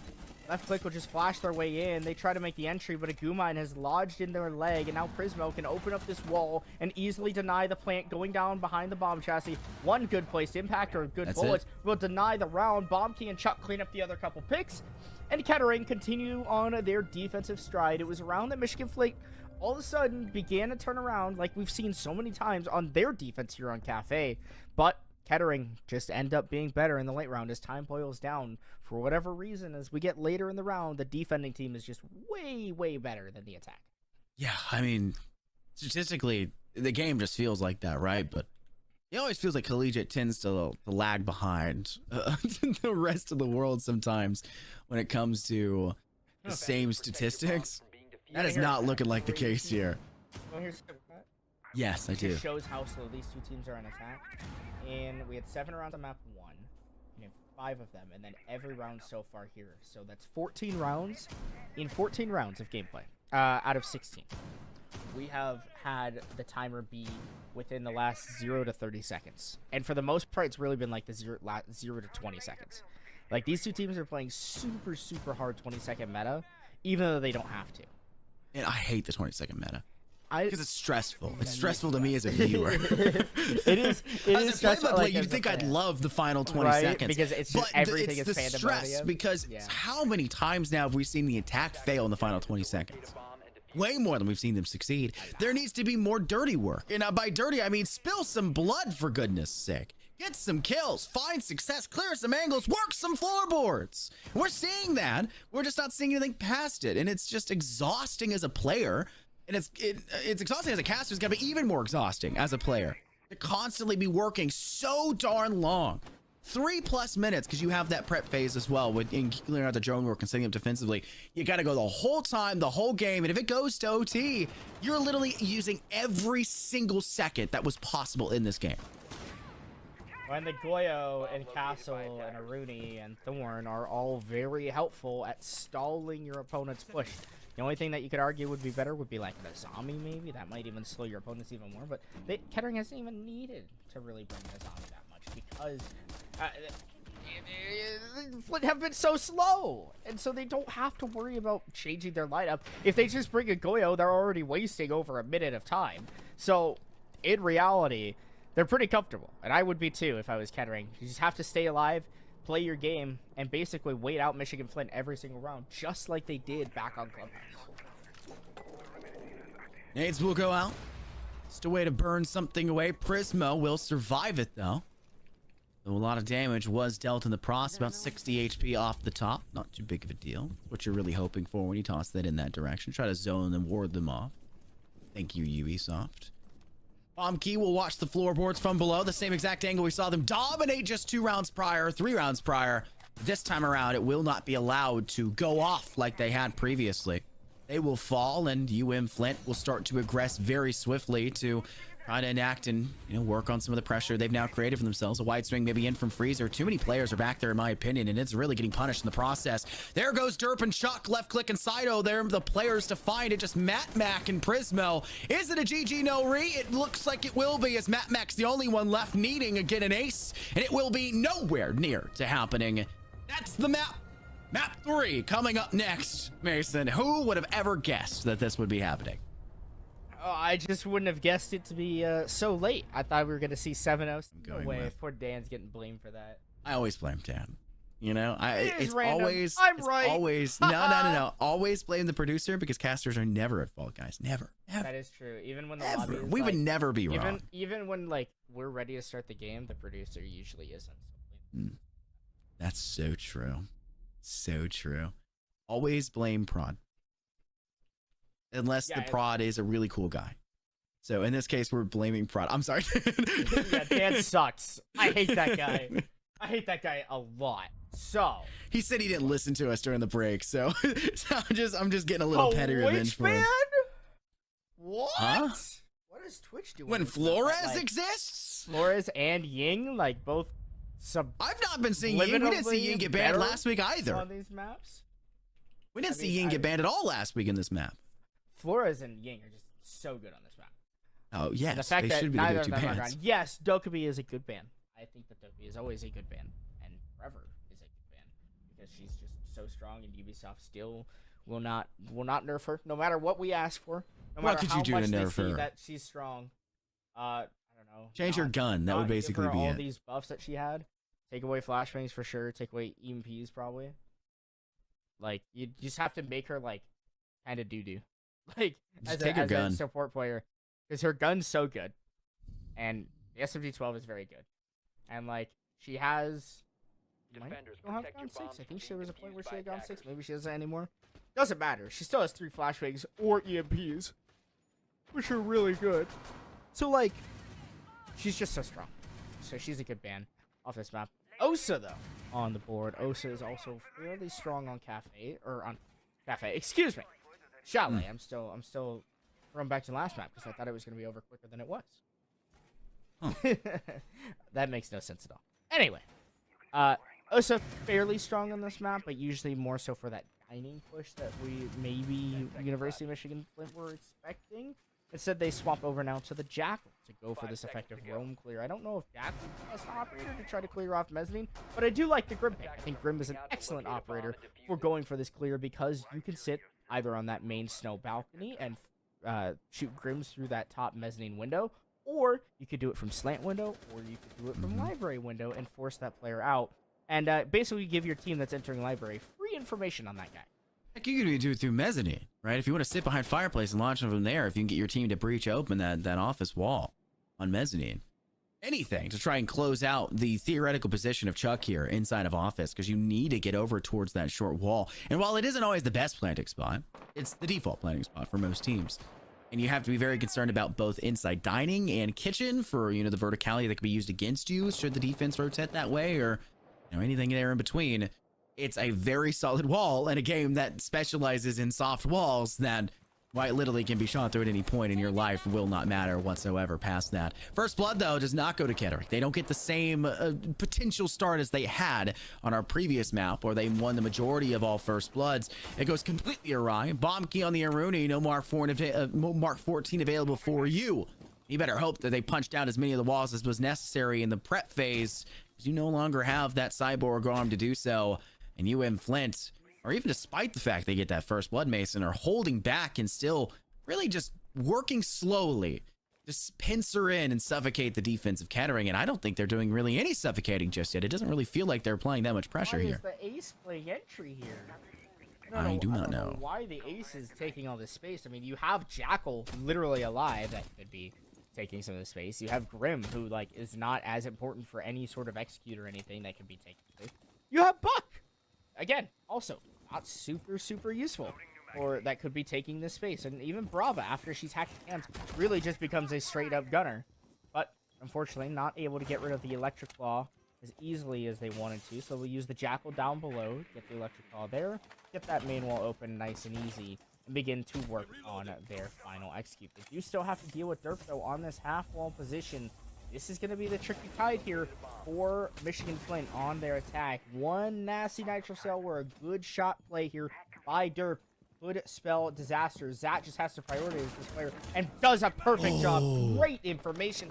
This is what Michigan Flint can be good at on their attack. They just sometimes choose not to. This time around, they fare better. And with 30 seconds left, they've got an easy 5-on-3 advantage with sight wide open for this plant potential. There it is. Left click, going for it. Library. There's no denial for this so far. It's up on the wall. There's nothing they can do, and Amac wasn't able to stop anything either. Great shots connecting for Chuck. Not enough to get and secure the kill. Left click would be DB&O, having to be finished off instead by Prismo. The floorboards from below now being utilized effectively on the attack in this post plan.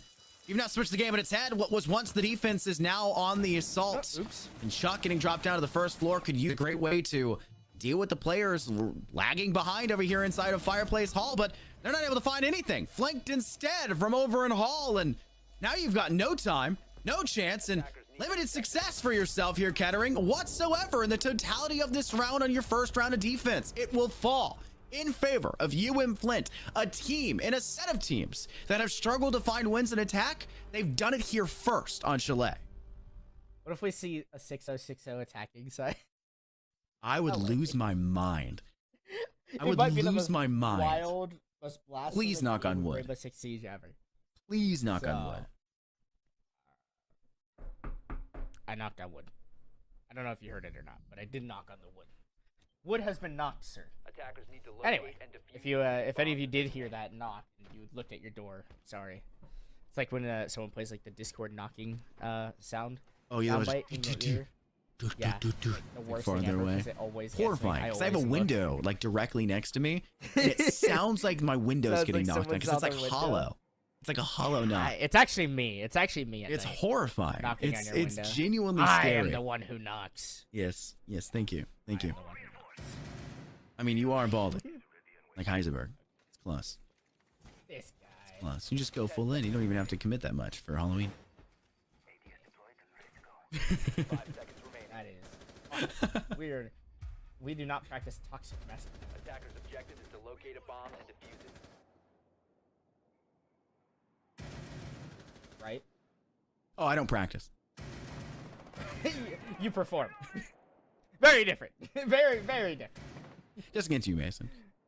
I joke with my friend. Alright. Love you too, Mason. You know what I don't love, though? Seeing a defending team try to spawn peek and lose the very first blood because of it. Thankfully, Kettering didn't have to worry about that this round. They maybe got a little bit too hasty the round prior. It wasn't a spawn peek that did it, but it was the person kind of rotating back from an initial peek. That was the ultimate undoing. They still have plenty of chances to screw that up if Bombkey tries to re-swing and aggress a little bit too soon and gets caught off guard from a long angle being held, or maybe even from somebody working up down in basement in Snowmobile. We do see the buck down there. And a great clearance from UM-Flint to try to give them a foothold in this map to work in from. Kettering will just have to kind of give them that space. They have to respect the ideals that UM-Flint are working with, because otherwise they're going to forfeit a player again early, and they do not want to do so and repeat the mistakes of last round. Like, what is that drone doing? That drone went all the way up blue, and then there's no one actually following it. So why does it even matter? Like, that is just a waste of a drone. It's a waste of information. It's poor team play overall for Michigan Flint. They're not droning for each other. The aces entry yet again. Like, use an ace Soma on this top library wall. There's nothing stopping you from doing it, but you get a freebie anyway. What is Bombkey doing? Why is he just walking in a library all alone? You're praying that the Echo Drone is going to be good enough information? Hey, guess what? It's not! And Left Click gets the freest kill of his life. Oh, Left Click maybe down to 50 HP, but who cares? You got a whole nother sect of the players that can really deal with the onslaught coming your way. They will be DB&O'd, shockingly enough, and it's not by Derp at the ACS-12. Instead, it's Ryda that they attacked. Left Click needing to be helped up after the fact. She left people use the iNock scanner, hoping to find any remnants of information of these footsteps that have been left behind by Kettering's retreat back towards site before they bunkered up until. Left Click is still struggling to find any success here. And when you're treating your ace as an entry, it's hard to really warrant doing so when they still have the diffuser in their hands. But it won't stop Ryder from getting themselves another kill on top, looking a lot like they did on our first map, but this, or sorry, our second map, but this time on the attack, they're 3-0. Yet to die. Plenty of kills to their name, and there could very well still be more, as this Graham is working very well for UM-Flint. They've got this half-wall position cleared out. No one's sitting on it. There's no free kill to come of it. The issue is time is so against Michigan-Flint right now. They've got to get in the site. The issue is yokai drones are available. There's a nitro cell that can sail deep from derp, or just his gun, which denies the entry of the ace. There's no time left. You have to get in the breach. They're fighting tooth and nail getting in. The buck is still downstairs in freaking Africa doing nothing for his team. And Michigan-Flint lose. They're out on time. Kettering kill out, they frag out because Michigan-Flint panic. They only had one avenue in. They didn't check for their crosses. They didn't use any utility at all. And they get absolutely blown to smithereens in the execution. Why are you so far away from the rest of the team on the execution? Did you fall through a hatch like happened? Playing for the post plant, but you can't play for the post plant if you don't plant the bomb. Defenders, Like, protect your bombs from all you have to do to play for that post plant, by the way, Scott, it's insane. Crazy thing. You jump over the mezzanine. You jump over the balcony that you're sitting right next to. And you're in the main lobby right under the diffuser. But instead, Zat is just looking for nothing burgers downstairs, praying that his team is going to get the bomb down, which they waited so long after they took library because the ace got downed, and then the ace is trying to make the death sprint across and away from the Kaid. The issue is they had no util. They didn't bring any flashbangs or anything to try to stun anyone inside a piano, or at least swing piano while they go for that execute. They had a huge man advantage. They had like a 5-on-2. 5 seconds to insertion. What are they doing? I don't know. This should be such an easy attack. Attackers objective. Just use your utility and play the damn game. I'm getting frustrated, Scott. Because, like, they're doing the job they need to win the rounds, and then they just troll themselves out of it. I'm angry. Calm down, Mason. It's gonna be okay. It's no longer do you need the flashbacks of having to play yourself. You've retired. I need my old man medicine. You've retired. You are in esports retirement age. It's over for you. These are the new young players stepping into the scene. These young players make me lose more hair than I did when I was playing. That's honestly shocking. That's that's honestly impressive, honestly. They're doing you a favor. They're really helping you with your new Halloween outfit of Heisenberg. Yeah. They're trying to get you there. Started early. I'll tell you what. I'm definitely getting started early. Next round is underway. We do get to see a Chalet that is now split 50-50. 1-1 for either side. Something we have yet to see in the entirety of this series.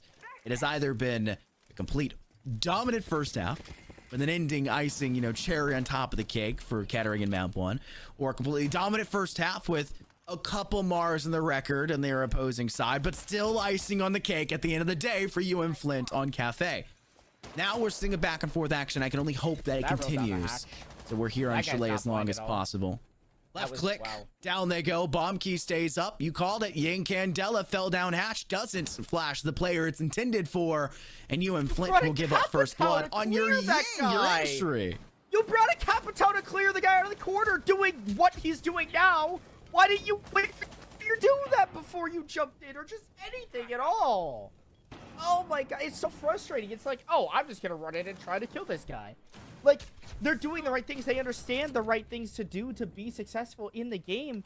They're just not completing it. Now Prismo gets a kill.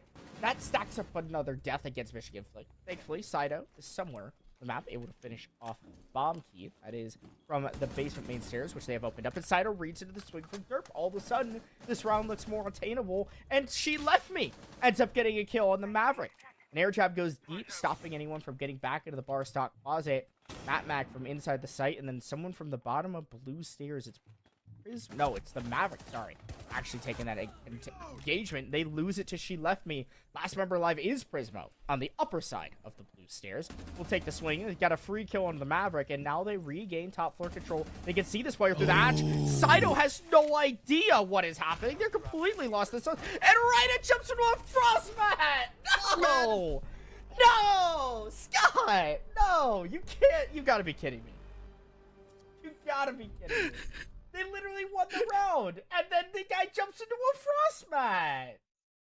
No way! Oh, man! Like, what? brain hurts too much.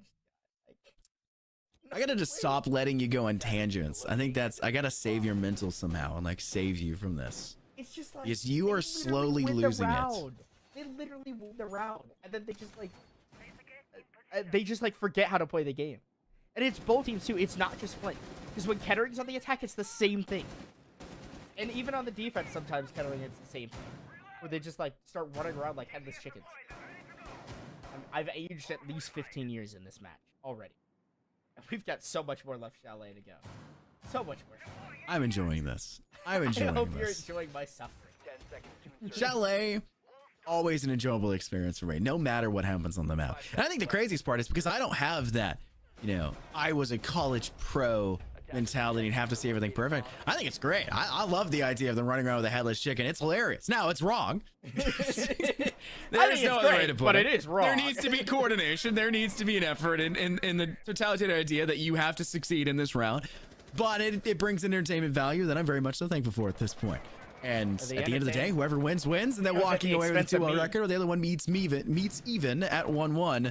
They're going to have to deal with that fate and look back on this and hopefully VOD review where they can hear Mason losing his collective mind. Like last round, okay? Listen, you got to hear me out. They brought a Capital to I've burn been the player hearing. out of dark spot in library.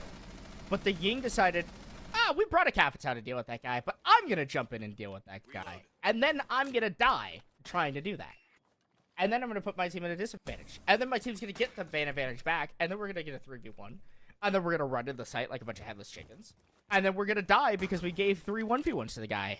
One of them being to a Frostback that we lost a 1v1.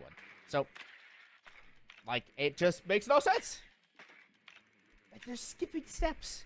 They have the answers. They're just not employing them properly. Or people are trying to become the process, answer and sometimes be the you hero. look ahead.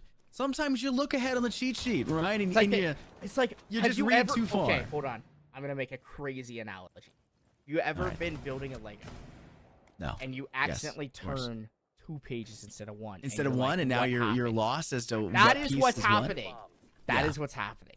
Because you're like, It does I truly never feel. built that. The instruction booklet never It told me does to do truly feel like they're skipping steps. I don't think that's an incorrect assessment to make. And it happens in every esport, right? They're going through stages. There's a progression through a round. And it's especially so in round-based esports, especially ones like R6. It's so important with the tiny steps up leading up to that point with utility and positioning and holds and things like that, that you check off everything on those lists. UM-Flint looked like they didn't even have a list on our first game of the day.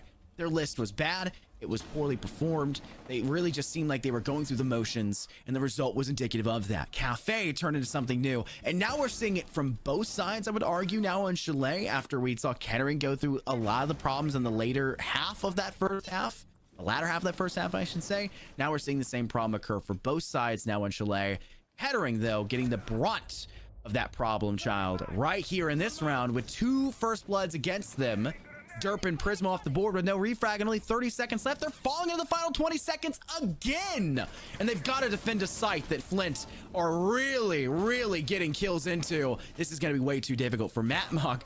He's on the first floor still, inside a kitchen dining, and Chuck, who's way out inside of astronomy. What are they going to do from way back there? It's Lara. 10 seconds to go. Conka finally forced to pull out the LMG. It's going to have to go absolutely nuclear, but he doesn't even get a shot off. She left me walking in the site through the fire of the flames, dust the life off the T'Chaka. There were plenty of members. There were 5 of them, in fact, from Michigan Flint to get the refrag. And all of a sudden, Scott, we have a map on our hands where a team has won more than 1 attacking round.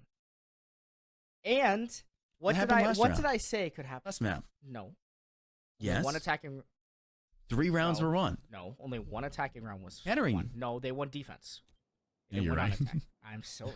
It is like arguing. Don't with you I feel test like me! you're Stop going to lose your gaslighting mind. me! You're You're actually going to lose your gaslighting, mind. gatekeeping, and girl bossing me right now, and I don't like it. I'm not here for it. I will not stand for this.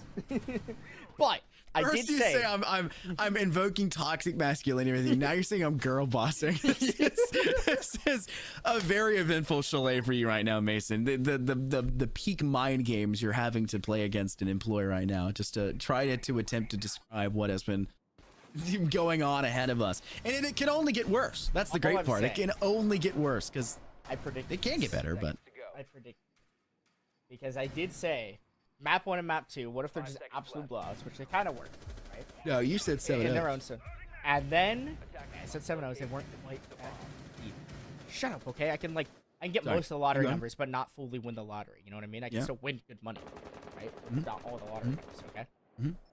And then I said it was going to be back to back in the rounds, right? Like one team would win a round, and the other team would win one, the other one would win one, right? Back and forth, back and forth. That's exactly what Chalet has been so far, and I imagine that's probably going to be the case for the rest of the match.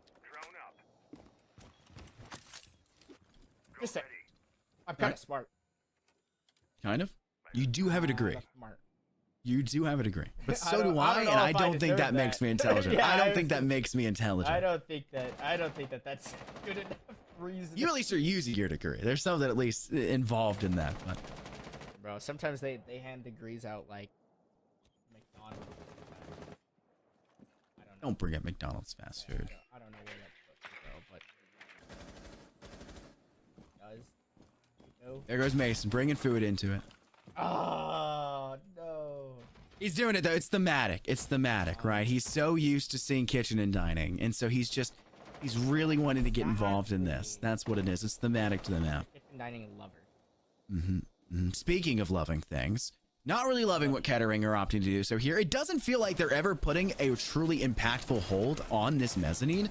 A lot of teams put so much importance on that mezzanine wall that's connecting inside here towards library where they want to watch it. To get to library? Yeah, I but mean, that's the this is thing. how Kettering slow don't it's have to been. hold it super hard because it takes Flint, UM-Flint, a minute and a half A to even literal step metric into library in the year. first place. Like, it's insane. They've got to be faster about it, and Kettering, I think, still could be more involved in that defense. The player will come up in front of Bombkey's eyes, and unfortunately a little bit too slow on the trigger pull. Will lead still to a 5v5 as we close in the final 60 seconds. Why is thermite entry? Like, he's your win condition. You have no other hard breach. They made hard breach entry every single time, by the way. It is a crazy, like, process that Michigan Flint are going through. Genuinely low-key trolling a little bit, Scott. I ain't gonna lie. Genuinely a little bit trolling. But somehow, they're just better. Bombkey walks through Piano, nearly losing their life, but Derp ends up getting the opener on to left click. There goes down the thermite, and now down goes She Left Me. The IQ also falls. The Jaeger gets a freebie on to the buck of Zat because he just tries to walk in the kitchen with absolutely no information at all. It's Michigan Flint falling into the same troubles they continue to do so, where they just walk with no information or trying to take ones, and they lose them. And now Ryda, last alive, 1 HP, eyes to Bombkey from Piano because they haven't cleared anything. They basically barely used util, and they got completely swarmed and flooded out by Kettering. Round 6, the last round now of this first half, and Kettering have already guaranteed an even half for them, now getting their third round win. And defensively, we've seen pretty darn good things from them. But UM-Flint have also shown us pretty good things. The issue in their kryptonite seems to really be library. Whether or not it's the clearance when it's a bar gaming hold on defense where they can't get the player inside corner flushed out because they don't move the Capitao there in time, or it's just their inability to feel safe to step into library because they're lacking a dedicated true entry that should be willing to extend into that space to create that for the team. It's another problem that we've been seeing. We've been highlighting it so much. The time it's taking for UM-Flint to get any control of space, to get any sort of momentum going for them. And I can't help but feel like it's connected in some by part, Mason. You can feel free to correct me on that. It's connected to what they're truly working with in the majority of these rounds. They are switching back to that Ying, but how much do you want to bet that Ying's going to be holding the diffuser again? Oh, no, wait, Zat's on an Ash. Maybe? I literally don't Ryda know. has it! Let's go! Okay, but is Ryda gonna flame the guy out, or is his That's teammate another just gonna problem, jump yes. into the window? And they have a dock, so it actually doesn't even matter if they flame them out because Prismo could just sit in no man's land between. Yeah, and then And just stim. knowing how Flint have been the entire game, they'll be like, oh, we fired that twice, so that guy is not. He's not there anymore. He's not there. He anymore, won't so be we're there gonna hop in the anymore. window with Ying again and then die. Watch Well, it. that's called being outplayed. Outplayed, you know? They didn't anticipate the dock. And the fire noise blocks the noise of your, dock stem going into the arm of yourself. Maybe they just won't notice at that point. I don't even know anymore, Scott. I've lost it all. Everything's out the door. Well, you still got out the window. another half to go through on this, all right? So you got to That's collect okay. yourself a little bit. Collecting. You know what I'm collecting? No. I'm trying to collect. Collecting your hair off your desk as it's been falling out over and over again. Yeah, trying to recover it. like those old films where it's like the crazy villain grabbing the gold coins and letting them fall through his fingertips. No. My plan. I'm trying to grab Derp out of the depths of hell that he just fell into after dying so early on. This is a really bad prom for Kettering as well. They get first bloods, but they give up really, really silly ones where the player is just out of position. It's an angle that UM-Flint don't necessarily always swing or need to swing, but when they do, it's a freebie almost every single time. And Kettering, they were so good in rounds 1 and round 4, I would say, about utilizing floorboards and playing smart around those. But too many times have we seen them be used back the other way, and then they just tunnel vision in on that one sightline, and they don't realize there's a sightline down the hall on the same floor as them, directly in front of them, or even just in any direction out in the open, because you have to stand there somewhere to see through those floorboards. It's a rough look. Sido, though, does go down, so the Nomad for UM-Flint is no longer on the board, and the flank watch will be a little bit more difficult to deal with. But their own game for Kettering is nearly absolutely empty as down goes another. It's Chuck. I knew it. I knew the Ash was going to jump in the main lobby and die to a frostbite. That's exactly what happened. Now left click is all alone, upstairs at least, inside of top mezzanine, trying to take these fights. Prismo, though, loses it to She Left Me from down under. There's still a player in library, but no, they've dropped down the hatch. They've retreated back to the safety of the bomb site. Matt Mack will even out the man count now as we drop down to 30 seconds left of the round. We've seen that once or twice in this game and in this series. But Ryda still has full utility. There's a player right by the bomb chest. You can finish him off. And now you have a very winnable round. But please, for the love of God, shoot the frostbat. I pray if you jump in this window that they shoot the frostbat. I don't know if it's gonna happen or not. Okay, the frostbat's been shot, but the Ying has the diffuser, meaning she has to drop down the hatch. The Capital uses both of their ammo. There's no time left. If Batman can find the kill, they do. They're gonna clutch it out. Kettering are gonna win this round off of time because yet again, the timer, the 6th man of the year at this point, has to have the award because both of these teams, for the love of goodness gracious, they just can't get past the timer. They can't beat it. It's their worst nightmare. It's this in their 20-second walls. meta.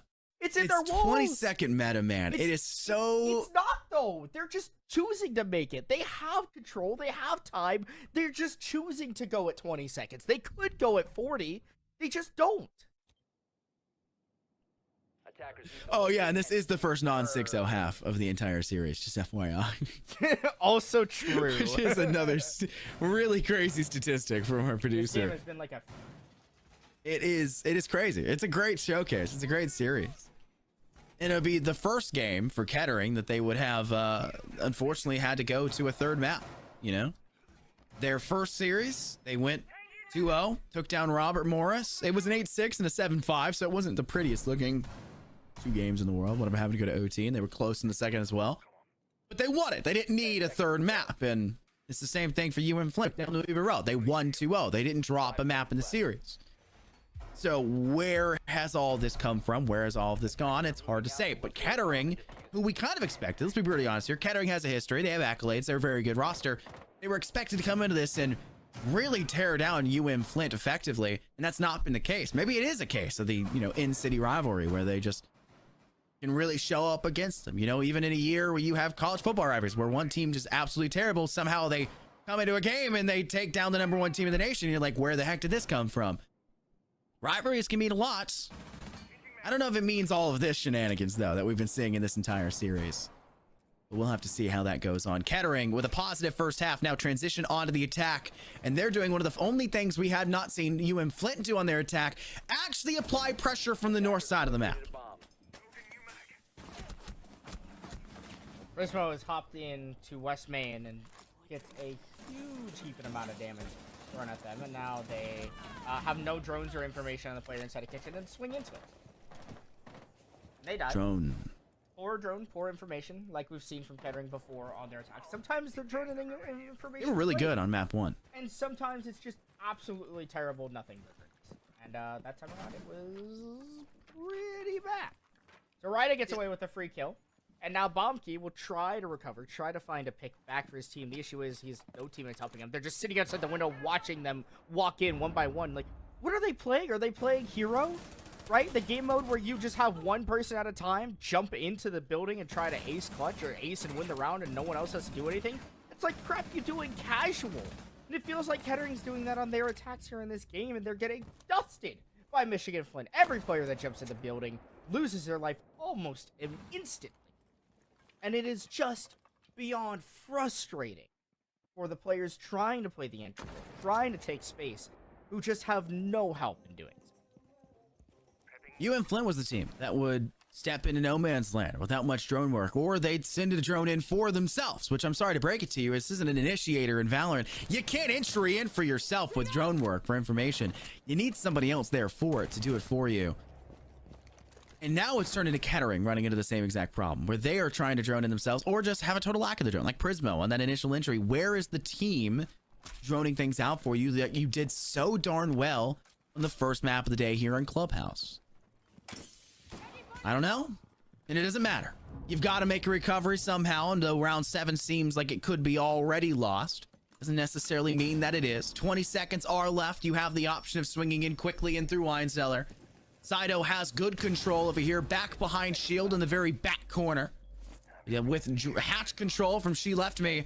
The wall being opened up, it does give you some variable options, but you're trying to move in towards a default plant spot, and you've got a player in front and another one up on hatch. There was nowhere Matt could have gone to stay alive for too much longer there, and the round will fall. UMF give themselves the victory and bring things ever so slightly closer to a tied game once again here on Chalet. It is just back and forth between these teams, Scott. I mean, it's just non-stop. Like, it's push and pull. One side has a good round, the other has a good round. One side has 2 good rounds, the other has 2 good rounds. It's just consistent. And I don't even know if I call it good rounds. I just think the other team is playing worse. It's not really a matter of who's winning the rounds, who's playing smarter, who's doing the things to properly win the round. It's just who's losing the round worse. It's like Attackers have located a bomb. both teams are trying to fight to lose this game. And neither of them know currently who's going to lose. They just have no idea. It's kind of like the inverse of like 2 teams that are really, really pushing it and really playing well, like both of them almost perfect siege, right? Think of like 6 invitational grand finals, right? They're playing very, very good siege, near flawless at that high level, right? And you have no idea who's gonna win. It's map 5 of a best of 5, right? Between these 2 teams, it is like the complete inverse. It is like you just don't know who's gonna lose the game because both teams are just super mistake filled against each other, and it's not always mistakes that would show up against other teams because maybe it's just the way they play, maybe it's the play style, maybe it's the gameplay. Kettering is very aggressive, very front facing. Michigan-Flint very passive, so both teams kind of counter each other in that sense, right? So that's why you're seeing more of these flaws, more of these mistakes come up between both of these teams. So hopefully after this game they'll have a lot of VOD. They'll be able to go into practice and scrims and stuff within the next week or 2 and fix these issues that they have, mostly lingering around the problem of the time clock. That's been the biggest problem for both teams, simply the clock. Against Defender has been discovered. Chuck trying to get drone work in, and that's your flank watch. Again, or one of your flank watch. You actually brought 2 this time around for Kettering, which is shocking in and of itself. But there goes your second one. All right, I have to...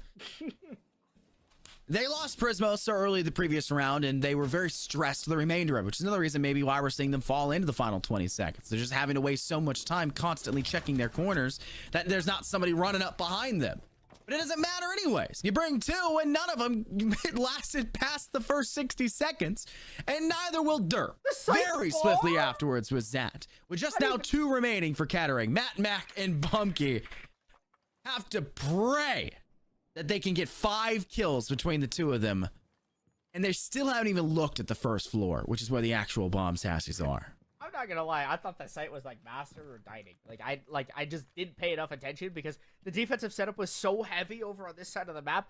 I didn't think there was a possibility that bar was in question. But they're playing bar, and 3 members from Kettering have died on the complete other side of the map. Yeah, granted, Bombkey finds 1 pick, but does it really matter? I mean, you have not a lot of info. You have like a drone per person, right? You have no teammates alive. Mac was droning and got flanked by Zat or shot through the floor. One of the 2, whatever the case may be. They're dead now. And so Bombkey is the last player alive.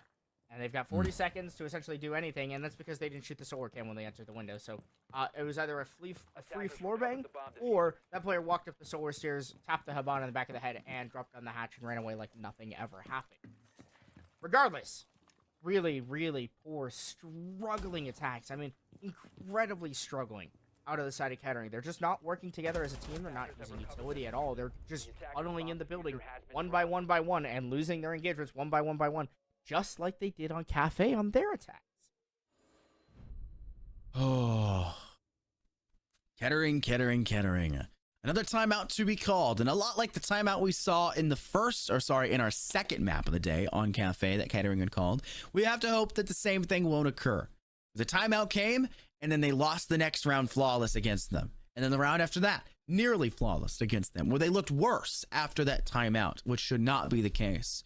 But you've now seen 2 attacking rounds go against you, where you fail to piece together the right puzzles to create a solid enough front to even pick up more than 1 or 2 kills in a round. How do you fix this up in this timeout?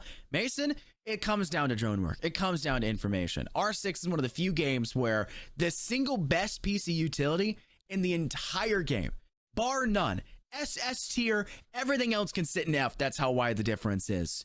Every attacker has them.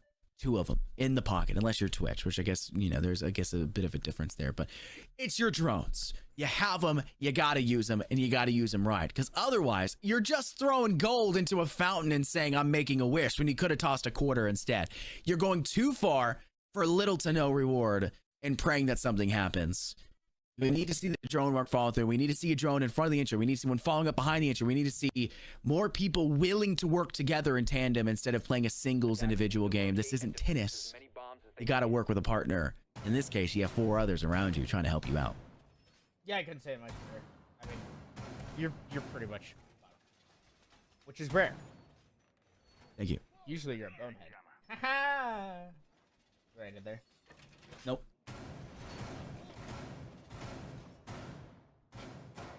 I don't get it. Oh, you just were insulting me? Was that just? You thought I did some funny pun. Nope. Yep. No, I was really confused. I was trying to think about it. Oh, got pranked. I bamboozled you. Now I'm the gaslighter. Gotcha. Now I'm the gaslighter. How the tides have turned. You got me so well. Attackers' objective is to locate a bomb and No. defuse it. Sorry. And why are we running Cali? Why is Cali the operator? Cali works if it's second floor and you have an angle for master bedroom. The only thing you have to worry about is a mute jammer, and it's not like there's Mira being brought by any of these teams. Which, by the way, Mira very strong on this map, but let's not run her. Cali does nothing, and considering the fact that Kettering's entire struggle has been entering the map because they're just baiting. That is a problem where you start giving more Cali. Excuses to do exactly the same thing. Exactly. It is contributing to the issue. It's like an alcoholic saying, I'm going to stop drinking, but then going to the liquor store and buying more alcohol. Like, oh, it hurts. It hurts. I'm on fire with the analogy. I got to say that. Hard breach goes down, and the exothermic charge will breach the wall. Finally, we see success for the hard breach, and not just on the entry for him and attempts to step into the building. Kettering are trying to make quick work of this initial dissolving of this second floor hold for UM-Flint. They've yet to find a kill in the process of doing so. A player is prone behind the office desk. Another one back inside towards Laram. How do you clear these out? It's hard to tell, but you need to do so quickly, because if you let Sido continue to hold this T elbow, you'll never find a safe entry in, because where there's one, there's always 2, and Zad is waiting. Initially prone behind the desk, now sitting in the cubby corner of office, with a player to swing in through the breach that was opened, and the denial to come forward. Sido can just hide back and pre-fire and even toss a nitro cell later if they truly want to, but it's Prismo that finds themselves victim first, and second is Bombkey down to the same man as Sido. Now has to kind of think twice about whether they should stay or should they go, and they'll go to the afterlife instead, because Dart re-swings for a second kill. Getting motion sickness from Derp spinning around. He's so worried about all these angles that he doesn't know where clear, and he's just walking upstairs. There's still a player above. As far as I'm aware, there is. Yeah, she left me. The Solus is still upstairs. Left click. What a shot. Oh, my goodness. Dusting the thermite outside main lobby. Michigan have the advantage. It's slight, but it is there. And if she left me wins this fight, you could call this round all but over as Chuck finds the headshot onto the mute as the Chalet all the way back in main lobby. Here's the issue. Time again. We've said it 10 times, 10,000 times, over and over and over again, Scott. Time is against the attack. Chuck has been sitting outside main lobby waiting for a pick. Guess what? He got it. Doesn't matter. There's no time. His entire team's dead. He's finally going to run inside. Is he? No. I mean, he's got to look for Vert. He just walks right into the lobby. No idea what angles to hold because the entire floor was opened up by who? Oh, yeah, his own team that was taking top floor that he didn't want to help them achieve. UM-Flint have made the recovery. They just have to work as a team, and they just aren't. They use that tack time out to probably say something like, hey, guys, we should probably play together. And then we pick Chalet, and then we sit there, and we watch our team die.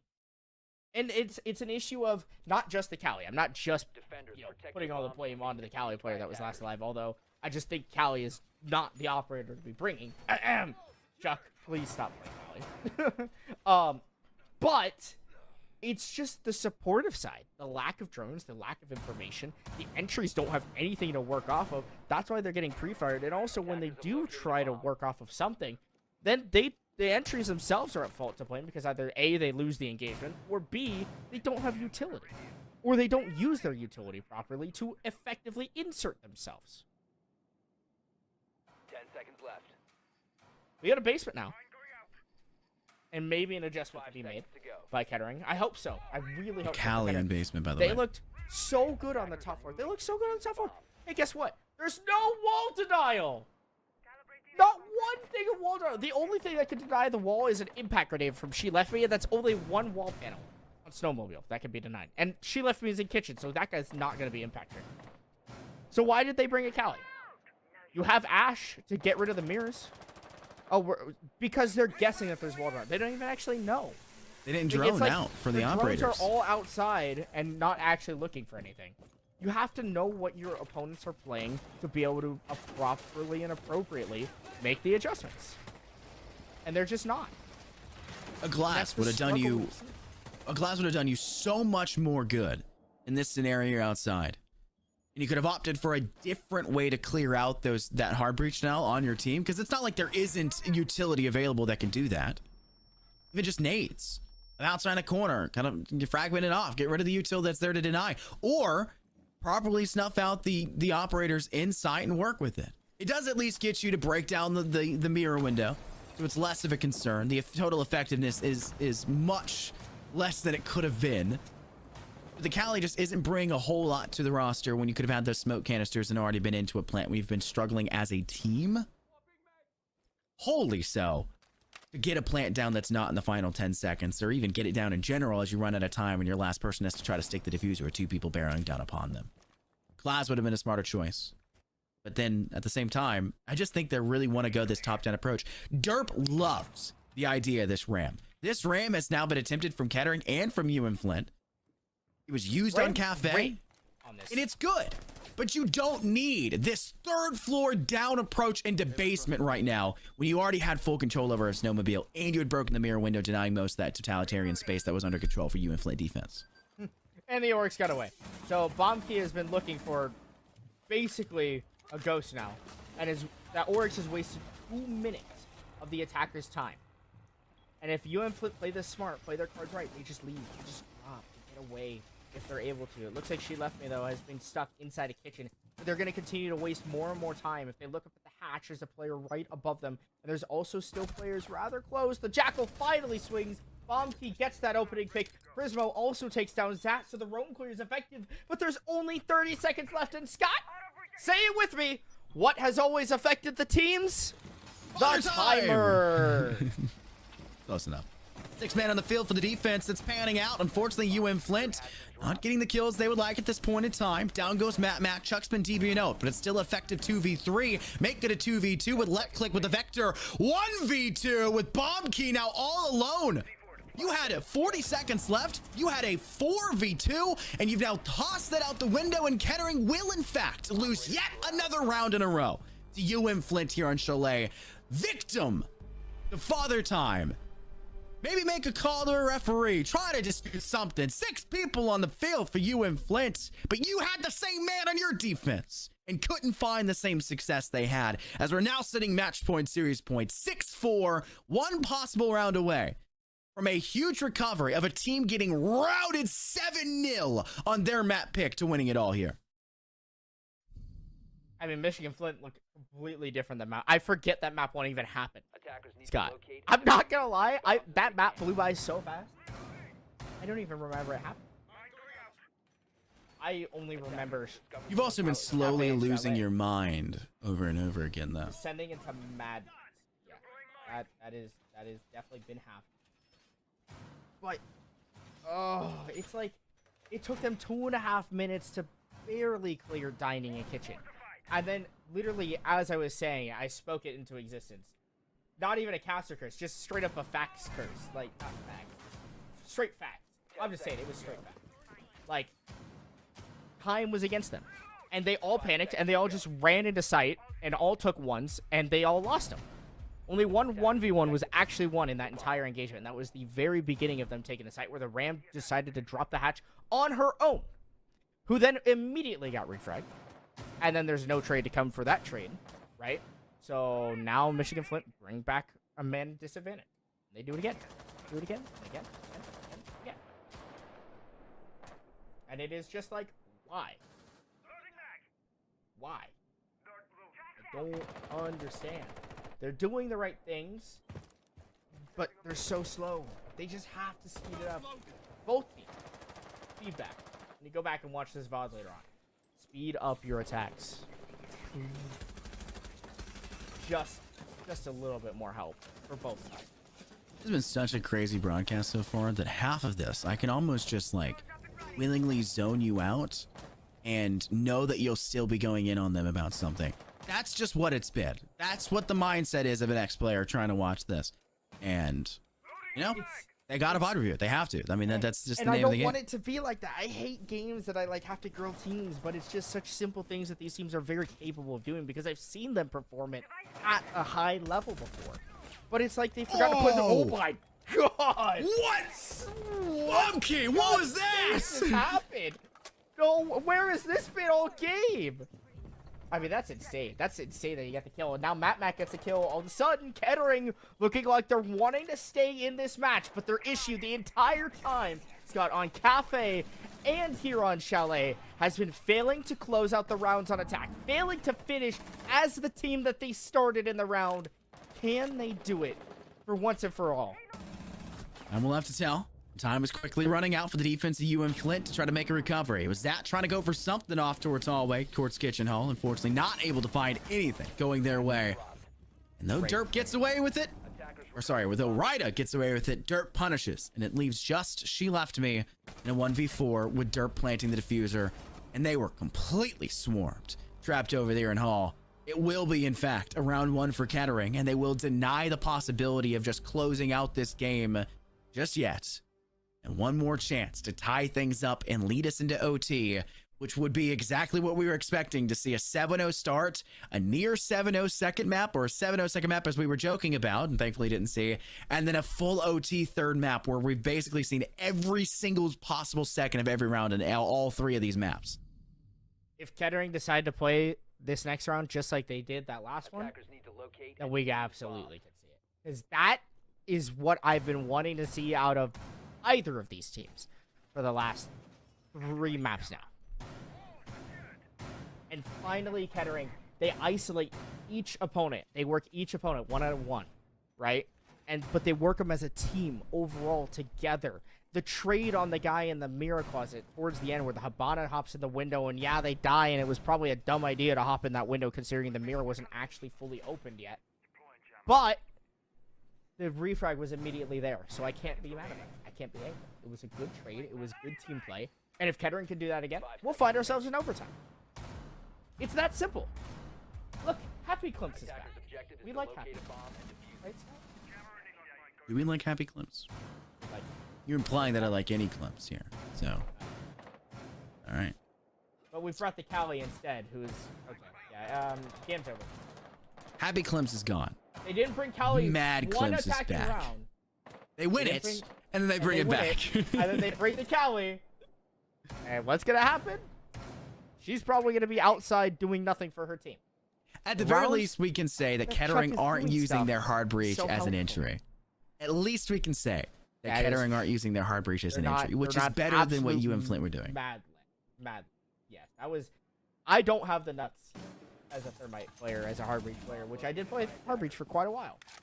I don't have the guts to do what that guy was doing. And I had to entry on hard breach sometimes because of just like super slow offensive clears where you just kind of have to like make your team get some control. And that guy has got bigger cojones than me. Swapping next. Express 9mm will go out here from Zat. Lagging inside of office. Southernmost wall of connecting towards Ivy been left open, giving them possibilities for sightline peaks, but it also can be used against them if Ivy is taken with full control here for Kettering. Maybe a little bit easier said than done, though. You have to worry about piano player, you have to worry about T-elbow player, even the possibility of someone watching in from bathroom. First blood does fall, and it will be Zat to find it. Derp not able to get a fight back in return after using their first race of Ram. It gets refragged back and even finds something on top if you were in Flint after the loss of Zat. Chuck now in the afterlife. So the Chalet that was holding your long angle no longer in contention, and now no longer is Sido in contention. As Prismo swings wide and fast. The Ash doing exactly what Ash needs to do, entering it effectively, tying things back up into a 3v3 with now 60 seconds ticking away, and UM-Flint hastily retreating back down to the first floor. Bar their one extender still up inside a master bedroom just outside of closet to hold on to this objective. The trades are so good. The information is finally good enough from the attack to aid the entries and getting the job done that they need. The mute, left click, putting himself in a terrible position behind that dining table. The Jackal Bomb King gets that wall opened up, but you have to worry about the Solus. The pressure upstairs. This key battle upstairs between the Ash and the Solus might just be the difference maker in this round. Or if Ryda is able to make a miracle play, Prisma wins out the engagement. That leaves Ryda alone. They try to tap at the feet, but they're not able to find it. Matt gets the diffuser down. Ryda will walk in. They get the down of the Thermite. The last one's above. They know it too. But where is the Ash of Prismo? They've repositioned over to the hatch. They rotate over. They play the vertical. Tapping away is Ryda. There's the peek from the Ash. Prismo doesn't land the shots, though. Ryda trying to find him through the floor. Has to reload their main weapon. Getting back onto the diffuser now. All Prismo has to do is stay alive. Just play smart. Play your life. They run around above. Ryda's diffusing. Prismo finds the head. And we're into overtime, Scott. Just as you played it up. Just as you drove it up. Just as the script totally asked for. Tear the script up. I'm tired of seeing the script. Sick of it. Stop showing us everything we already knew was coming up. Make something different. We're going to deal with the Super Bowl being scripted. I don't want to deal with our 6 being scripted too, Mason. Come on. You're scripted. Thank you. It would be very impressive if somebody could write a whole script for a broadcast. I loved that entire round from Kettering. Well, It was I so won't say much the better. entire round, but I will say 95% of that round was like actual Rainbow Six Siege that they're capable of doing. They just have chosen to not be doing it the entire time. And it was great, and it was good gameplay, and the attacks are looking good, and it's right on time because we're into overtime. Michigan Flint have the defense. Remember, Kettering had the side advantage going into map 3, where they got to choose the overtime side that they started on. Honorary to that being said, Michigan Flint now have the OT side, and defense has been the strong suit throughout the game for these teams, but Kettering, their last 2 attacks have looked impeccable. They just have to keep it up for 1 or 2 more rounds, and they can close out this series in a 2-1 fashion, and one that we didn't quite think they were going to be able to finish off based on the way that map number 2 went.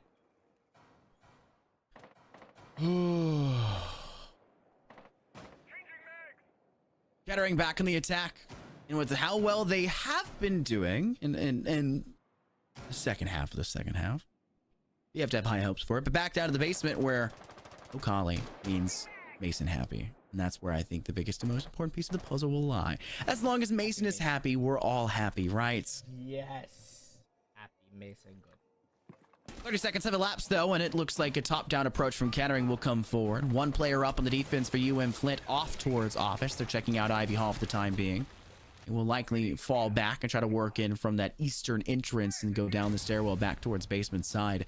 But if you want to play in with this extension, you want to play upstairs on this floor, one of the best ways to do so is with that Oryx, where you have the ability to drop down one hatch and then get right back up on another as swift as can be with that utility, whatever it's called. Oryx Rush, whatever it's called. It doesn't really matter. It has some strange name I never remember. One of my favorite operators, and there's a reason for it, especially on Chalet. Ramadash, that is in fact what it is. It's that mobility. It's the ability to quickly get back to an area. It's the ability to close around a corner very swiftly. And UM-Flint, when they've had troubles getting away from fights, which has been few and far between, having that Ramadash would have been a better way to get around those corners or to drop in and get up either in to a situation by dropping down into it or out of a situation by jumping out of it in the first place. The drones are a little slow and a little lacking, and that's why Prismo just swings wide on that door. Doesn't lose the engagement. Chuck has the cutoff. Dirt flying. She left me down below.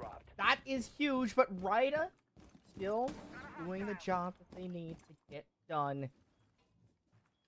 And they get one pick back, at least for Michigan Flint for now. Now Michigan, they go back to the site. They anchor themselves. Sido wins the fight. That's a big one against the Brava, because that evens the man count. Why is Chuck dry peeking nothing? No info. Just stay alive outside the breach. If you just stay alive, just play with your team, you could get the bomb down together on that main bookshelf. One person has to shoot a C4. That's all it would have taken. And they could get the job done. You can do vertical above the mirror, guys. Play the vertical that you need. The whole floor is soft. Everything's breakable. Sido's getting so aggressive. The buck is outside. And now Sido, just stay alive at this spot because Kettering are going to be absolutely terrified to clear you here. 20 seconds left. Here's the timer. It always is the best player. It's going to be the MVP of this lobby by the end of it, Scott. Prismo goes down. A refrag is there. Finally dealing with Sido, who was back behind the staircase. It will not matter. 1-for-1 trades. 4 seconds left. Bonke! Round the bend! Behind the trash can! The dedication and the safety net to stand back up. Y'all attempted it on Cafe. I dogged on you for it in Cafe because you went for no attempt to truly fight for the kill. This time, though, Bomb Key, you went for it and you nailed it. 7-6. Kettering, despite letting UM-Flint be at match point, have made a 3-round comeback to finally get back ahead and reach their own overtime match point here as they now swap over to defense. Kettering panicked, but Michigan Flint got too excited in that moment. Their potential winning spot. Scott. They're so close. They're so close. But they panicked. They got too excited. If that player, if the mirror just stays alive behind the mirror, they wait out. They either get the free pre-fire because the player has to go for the bush, or they try to stick the bomb behind the trash can, which you could shoot through the trash can, or you had an extra cell in your pocket that you could have thrown to stop that ultimate plant.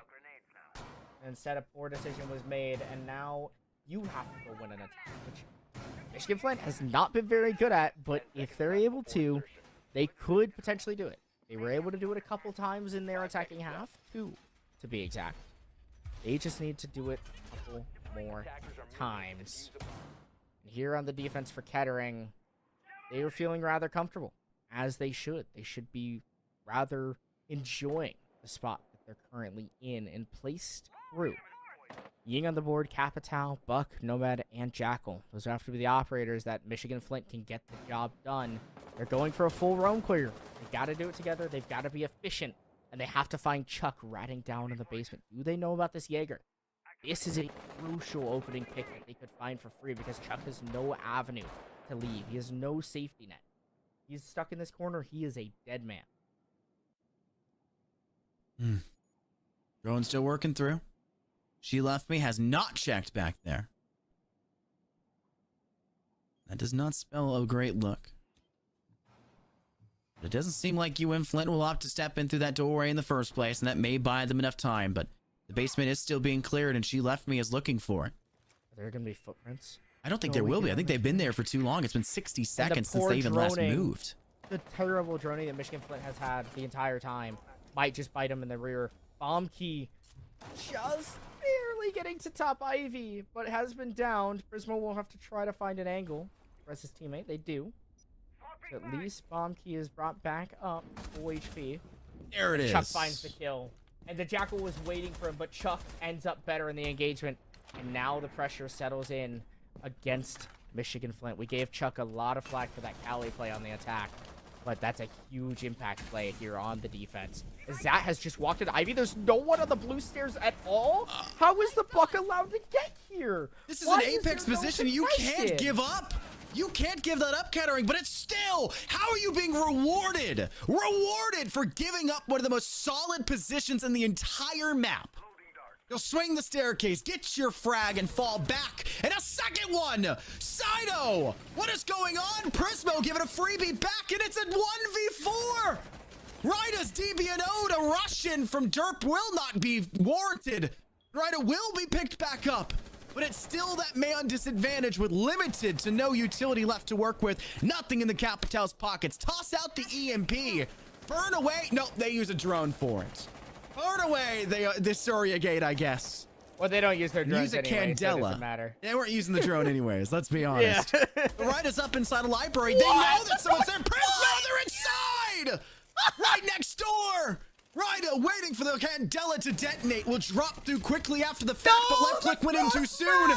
Madmac has to swing the second. They stepped into the frostbite. It will not matter. They're by the door. They have to go for this plant. It will not go. Madmac with the kill, securing Kettering Esports, their varsity side, a map win and a series win. That looks so darn difficult for them when they started the first thing off 7-0. Michigan Flint losing in the end. They looked promising. It looked like they might pull back that attacking round that yet again they fumbled. And I hope that both of these teams look back at this